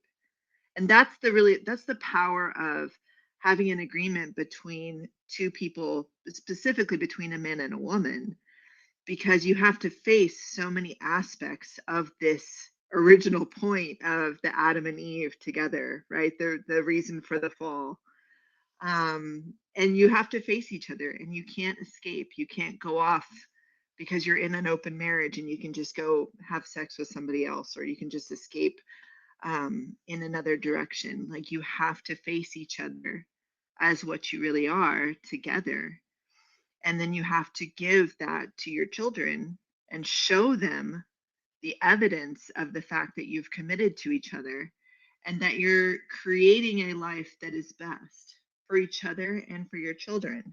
And your children need to see your flaws, and you show them that, not from a, oh, just do what I'm telling you, or I'm just going to show you and not explain everything. Because that's another huge part of all the biblical stories, is that the lessons are learned only through experience, and nothing is explained fundamentally. So imagine having a creator like a God is similar to having a father who never explains anything to you about how life actually operates. And when you do something wrong, you get hit. You get the plague, you get the flood, you get whatever it is, you get punished. So when you understand that and you take that seriously for yourself, and for many of us, we won't face it necessarily until we make the commitment of deciding to have a kid. That's where a lot of us, it hits us in the face, because when you have a child, it's that moment of, am I going to copy this same cyclical pattern that we've just copied for generations now to this next generation? Or am I going to stand up? Or am I going to take charge here? Or am I going to become the creator in my life and say, I'm not going to just continue a cycle of abuse. I'm going to stop this point here. And I'm going to support my children effectively to be educated to understand how life functions. And I am going to explain to them how the system currently works. But I'm going to show them and explain and demonstrate and show how we can do things differently. And it's clearly going to take many generations to stop the cycle. It's going to take a lot of people committing to this point of going till here no further. Are we going to just abuse each other? We're not going to just force each other to go through an experience of suffering with the hope that someday they're just going to have this constant experience of bliss. Because otherwise we would create, like, we have the opportunity to create a really cool life for each other here on earth. And we're missing that by holding on to this definition of love that's not real, that literally has its foundation in abuse. So I just wanted to share that aspect of it, because it's so important for so many of us to look back. I mean, that's the real value of reading things like the Bible or some of these like fundamental religious texts, is for us to really look and see what's the programming that's been going on in our societies around the world.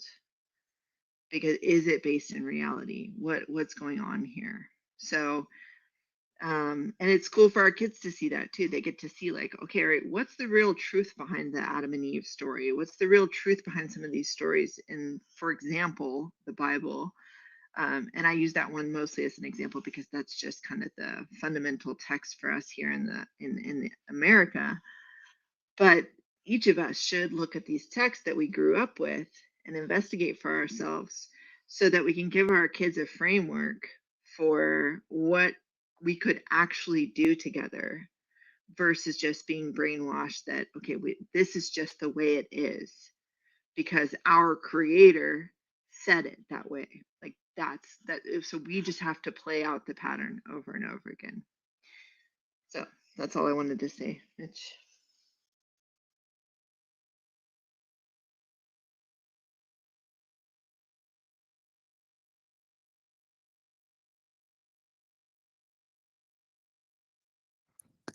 Hello, everyone. All right. Wow, what a fun topic.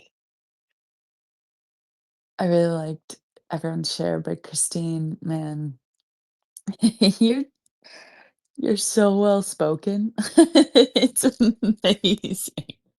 You just made everything sound so practical and obvious of like, especially the parts around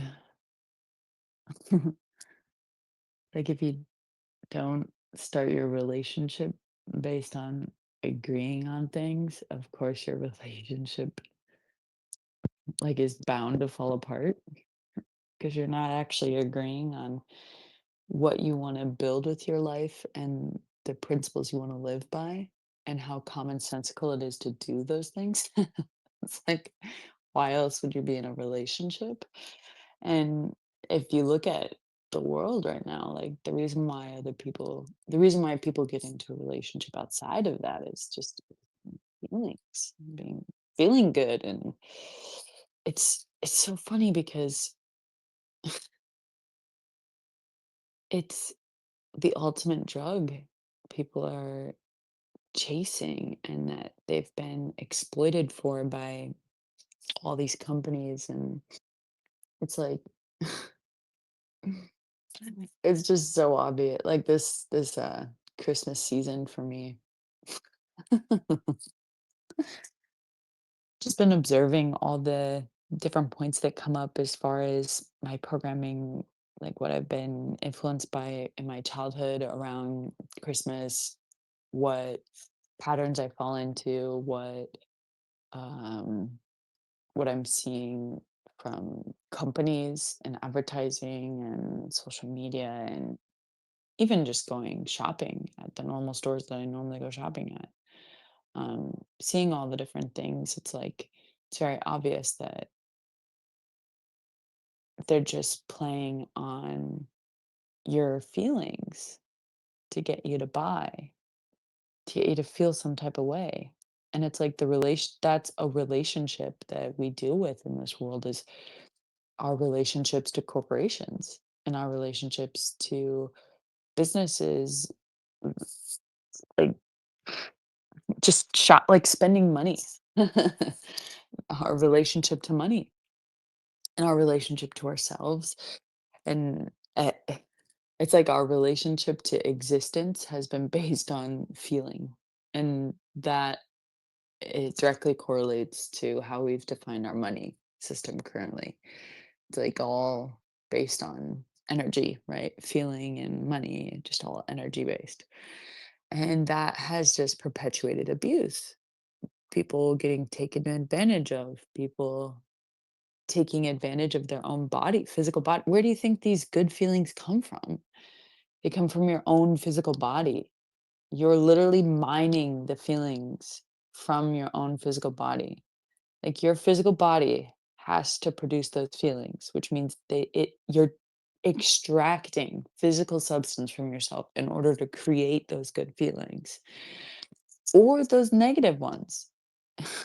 and and that's being you exploit that within yourself, and that's being exploited from the greater system that's at play, the money system. And so I just wanted to bring that through because if that's your starting point in your relationship, one, that's what you're agreeing to is the abuse of yourself and the other person, right? And it's like you're tacitly agreeing that, yeah, we just want to mine each other's energy, mine each other's physical substance for energy. And it's like,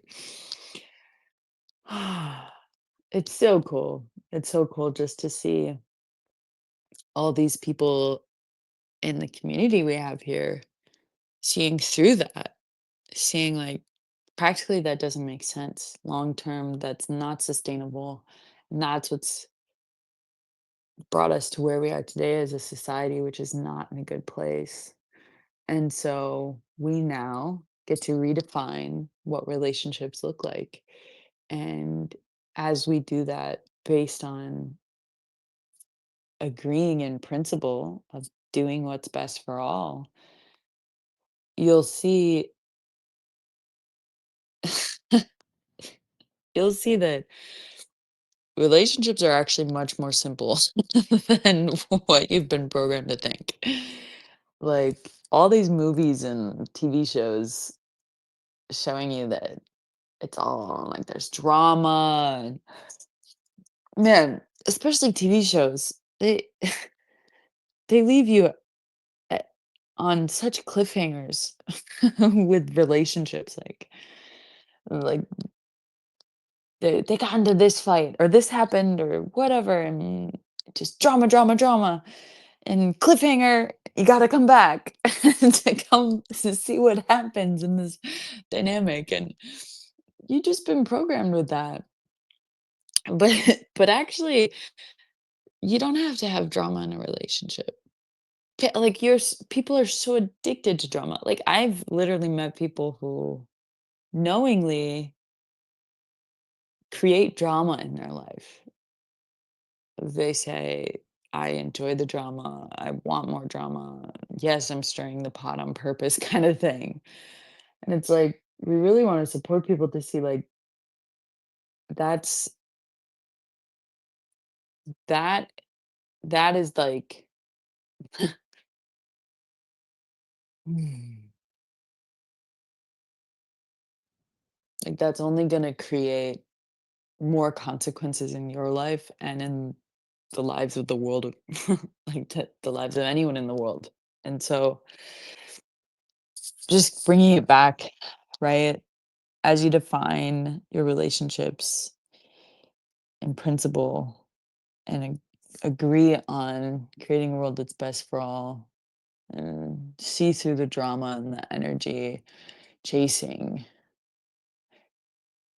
you'll realize that relationships become tools that you can use. It's like a tool in your tool belt to build in reality. You have different people with different skill sets, knowledge bases, different networks, resources where we can, with that foundation of what's best for all, build real solutions in this world for the suffering that's going on. Like we've talked about on this call or this chat or whatever. Like thousands and thousands of people dying every day unnecessarily. People not only people getting abused, but people abusing, right? Like both of those points are a symptom of us as a society accepting and allowing an energy-based system. And so you have to take responsibility for both points. It's like the system we've all been accepting and allowing is creating the abusers as well as the abused. Like you have to take responsibility for that. You say, well, I'm not the one raping all these kids. I'm not the one sex trafficking. I'm not the one starting World War III, like all these points. But it's like, but the system you've accepted and allowed within yourself your whole life is, and it's within you. So you have to take responsibility for that. And it's cool because it all just starts with your relationship with yourself. And as you take responsibility for your relationship with yourself and really showing yourself what real love looks like, man, that's a major game changer.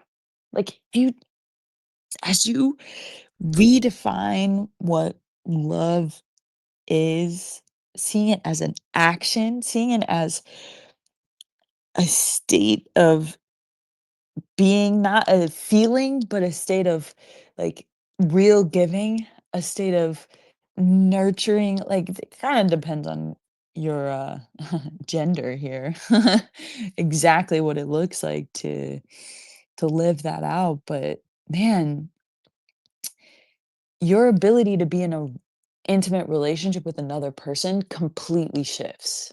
Completely. Because you first have seen what it's like to be intimate with yourself, to expose yourself, to be here,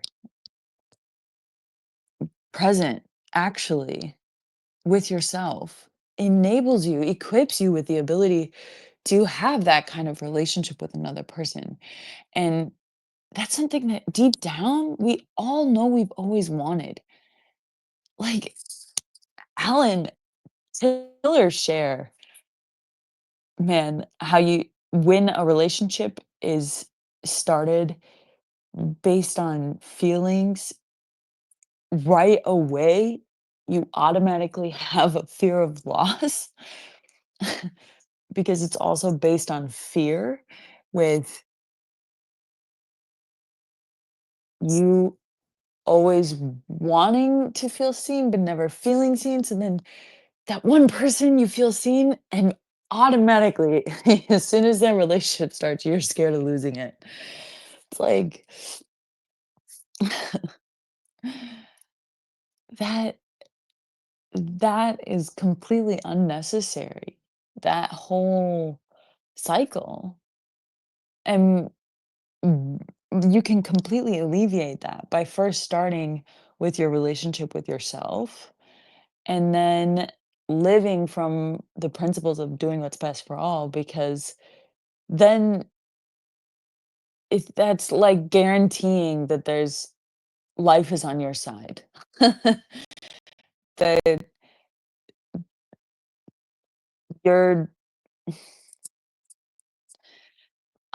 also what Owen said. I'm like paraphrasing what everyone's saying. The whole you're never really alone, where it's like you are alone in that you are yourself, your own being, but alone, all one. Right? Like when you're aligning with life, you're now it's like oneness and equality, right? And that's what real love is. And it's cool. I know Mitchell mentioned I would chat about our relationship a little bit. I hardly have said anything about it, but it's like our wedding theme was real love is to give, you know? And I just see with that being our starting point in our relationship, it's been, it started with giving to ourselves with this process, and then we've given to each other, and then we've given to our family, our property, our community locally, and our community globally. Like it just extends out. And that's it's like if you look at a tree doesn't just hoard all the oxygen for itself. Like, oh, I'll take in all the carbon dioxide, but I'm not going to give anyone any of this oxygen. I'm just going to keep it for myself. It's like, it's not how it works. So, yeah, I've shared quite a bit, but I think I'll wrap it up here. Mitchell, sitting right on the other side of this bed here. Thanks, Jess.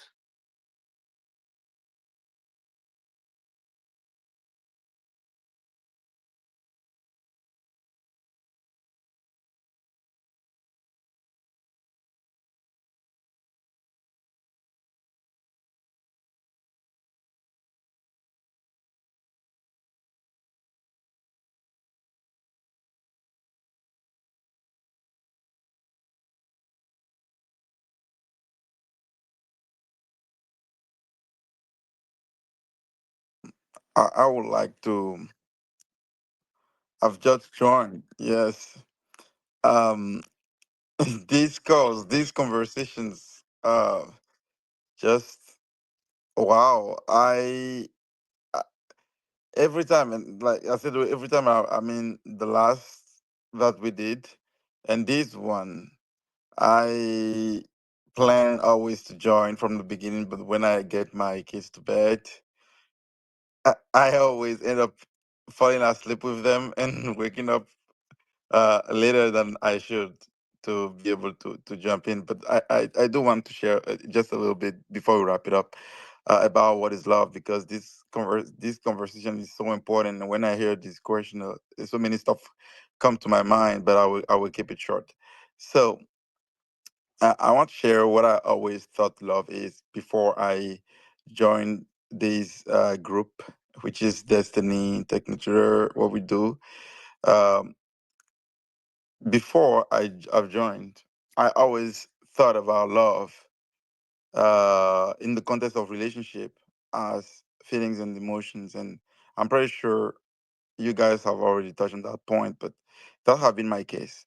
Like I always thought, yeah, when I have the butterflies in my stomach, that's love, and never actually question where those butterflies come from, like how how have been programmed to react to certain ways, to certain pers- to certain things that I can see and things that I can hear, or how something can make me feel the way I feel. And I've already think of love as a feeling. So what is interesting is I have been investigating at some point because I was investigating everything in my relationship, my personal relationship with my wife. I have been investigating. Okay, so what get attracted me to her and still keep me being attracted to her up until today? Like, what is that thing? And why that thing is worthy of, taking it for granted and do everything that I do because of that thing that is the center of the attraction. And it can be shocking for people to hear, but I found out that that point of attraction was just any like any other random point of you know reason why we do something, and it's not um, based on common sense. It's just based on a picture that I've seen somewhere when I was pretty young, and that picture have generated this certain type of feelings into me, and then I see that picture in my wife in behavior, and then I get attracted to her based on that picture.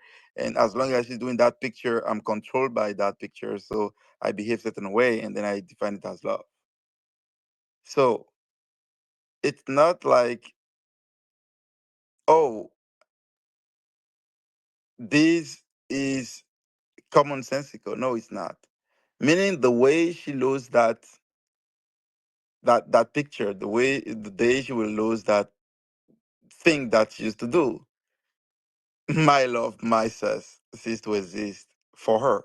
Like based on if based on the way I've defined love before. I would just lose love from her just because she's stopped behaving in certain way. It's not even some people might hear this and say, yes, if you stop doing the good things that you used to do for you, you can stop loving her. But no, it's not even that. Like, it can be just a stupid uh, uh, um, yeah, things that she do, like the way she move his feet when she's working, or when she's walking, or the way he smile or something. So meaning even if um, that person is, you know, doing something that is completely wrong and completely not good at all, I can still be a slave to that thing that is actually irrelevant.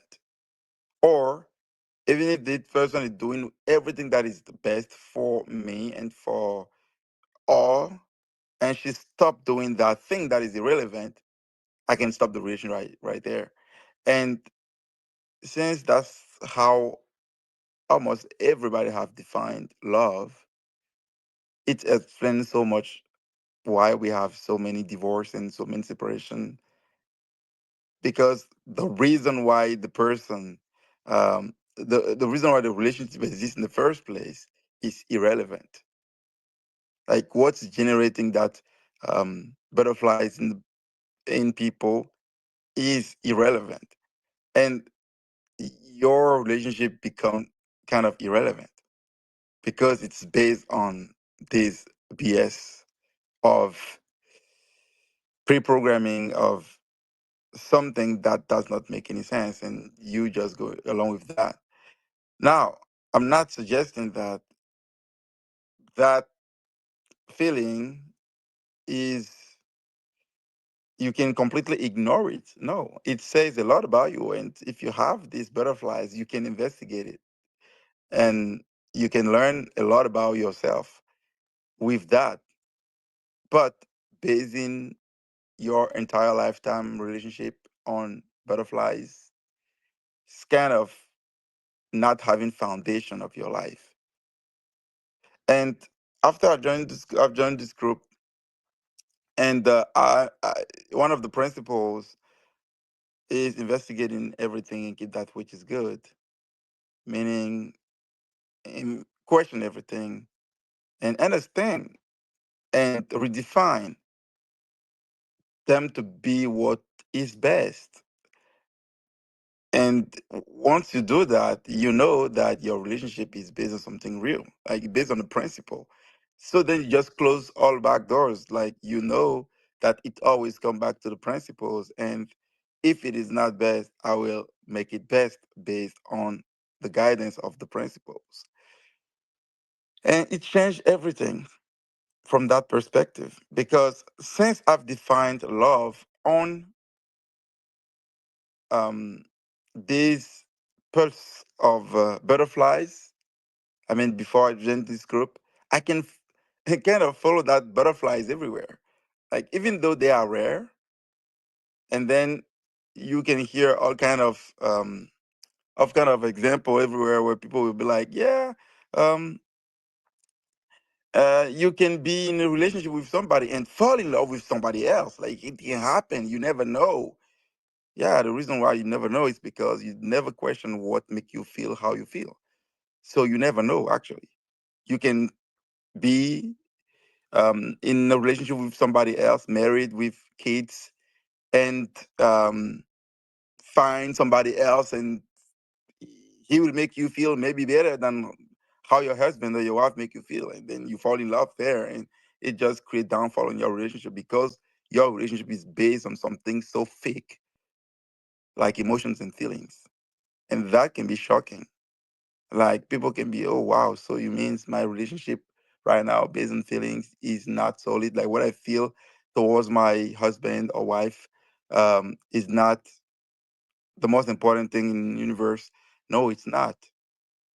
And the way you feel towards your kids is not necessarily the most important thing in the universe because that feeling can be hurt.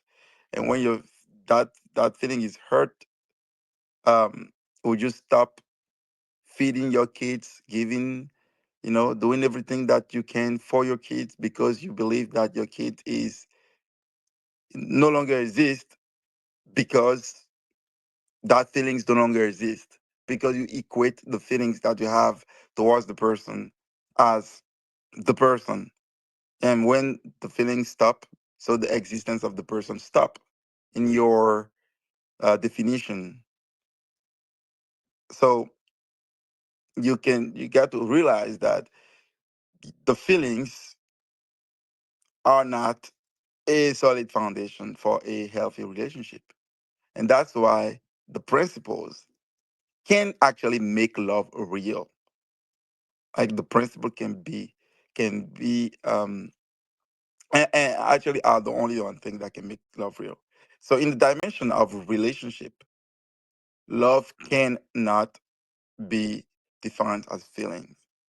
Feelings are not solid enough to base a lifetime relationship on them. And we got to investigate every feelings and understand where they come from and not base thing on it, but based um our relationship on principles. Last point, love in the context of love is the answer.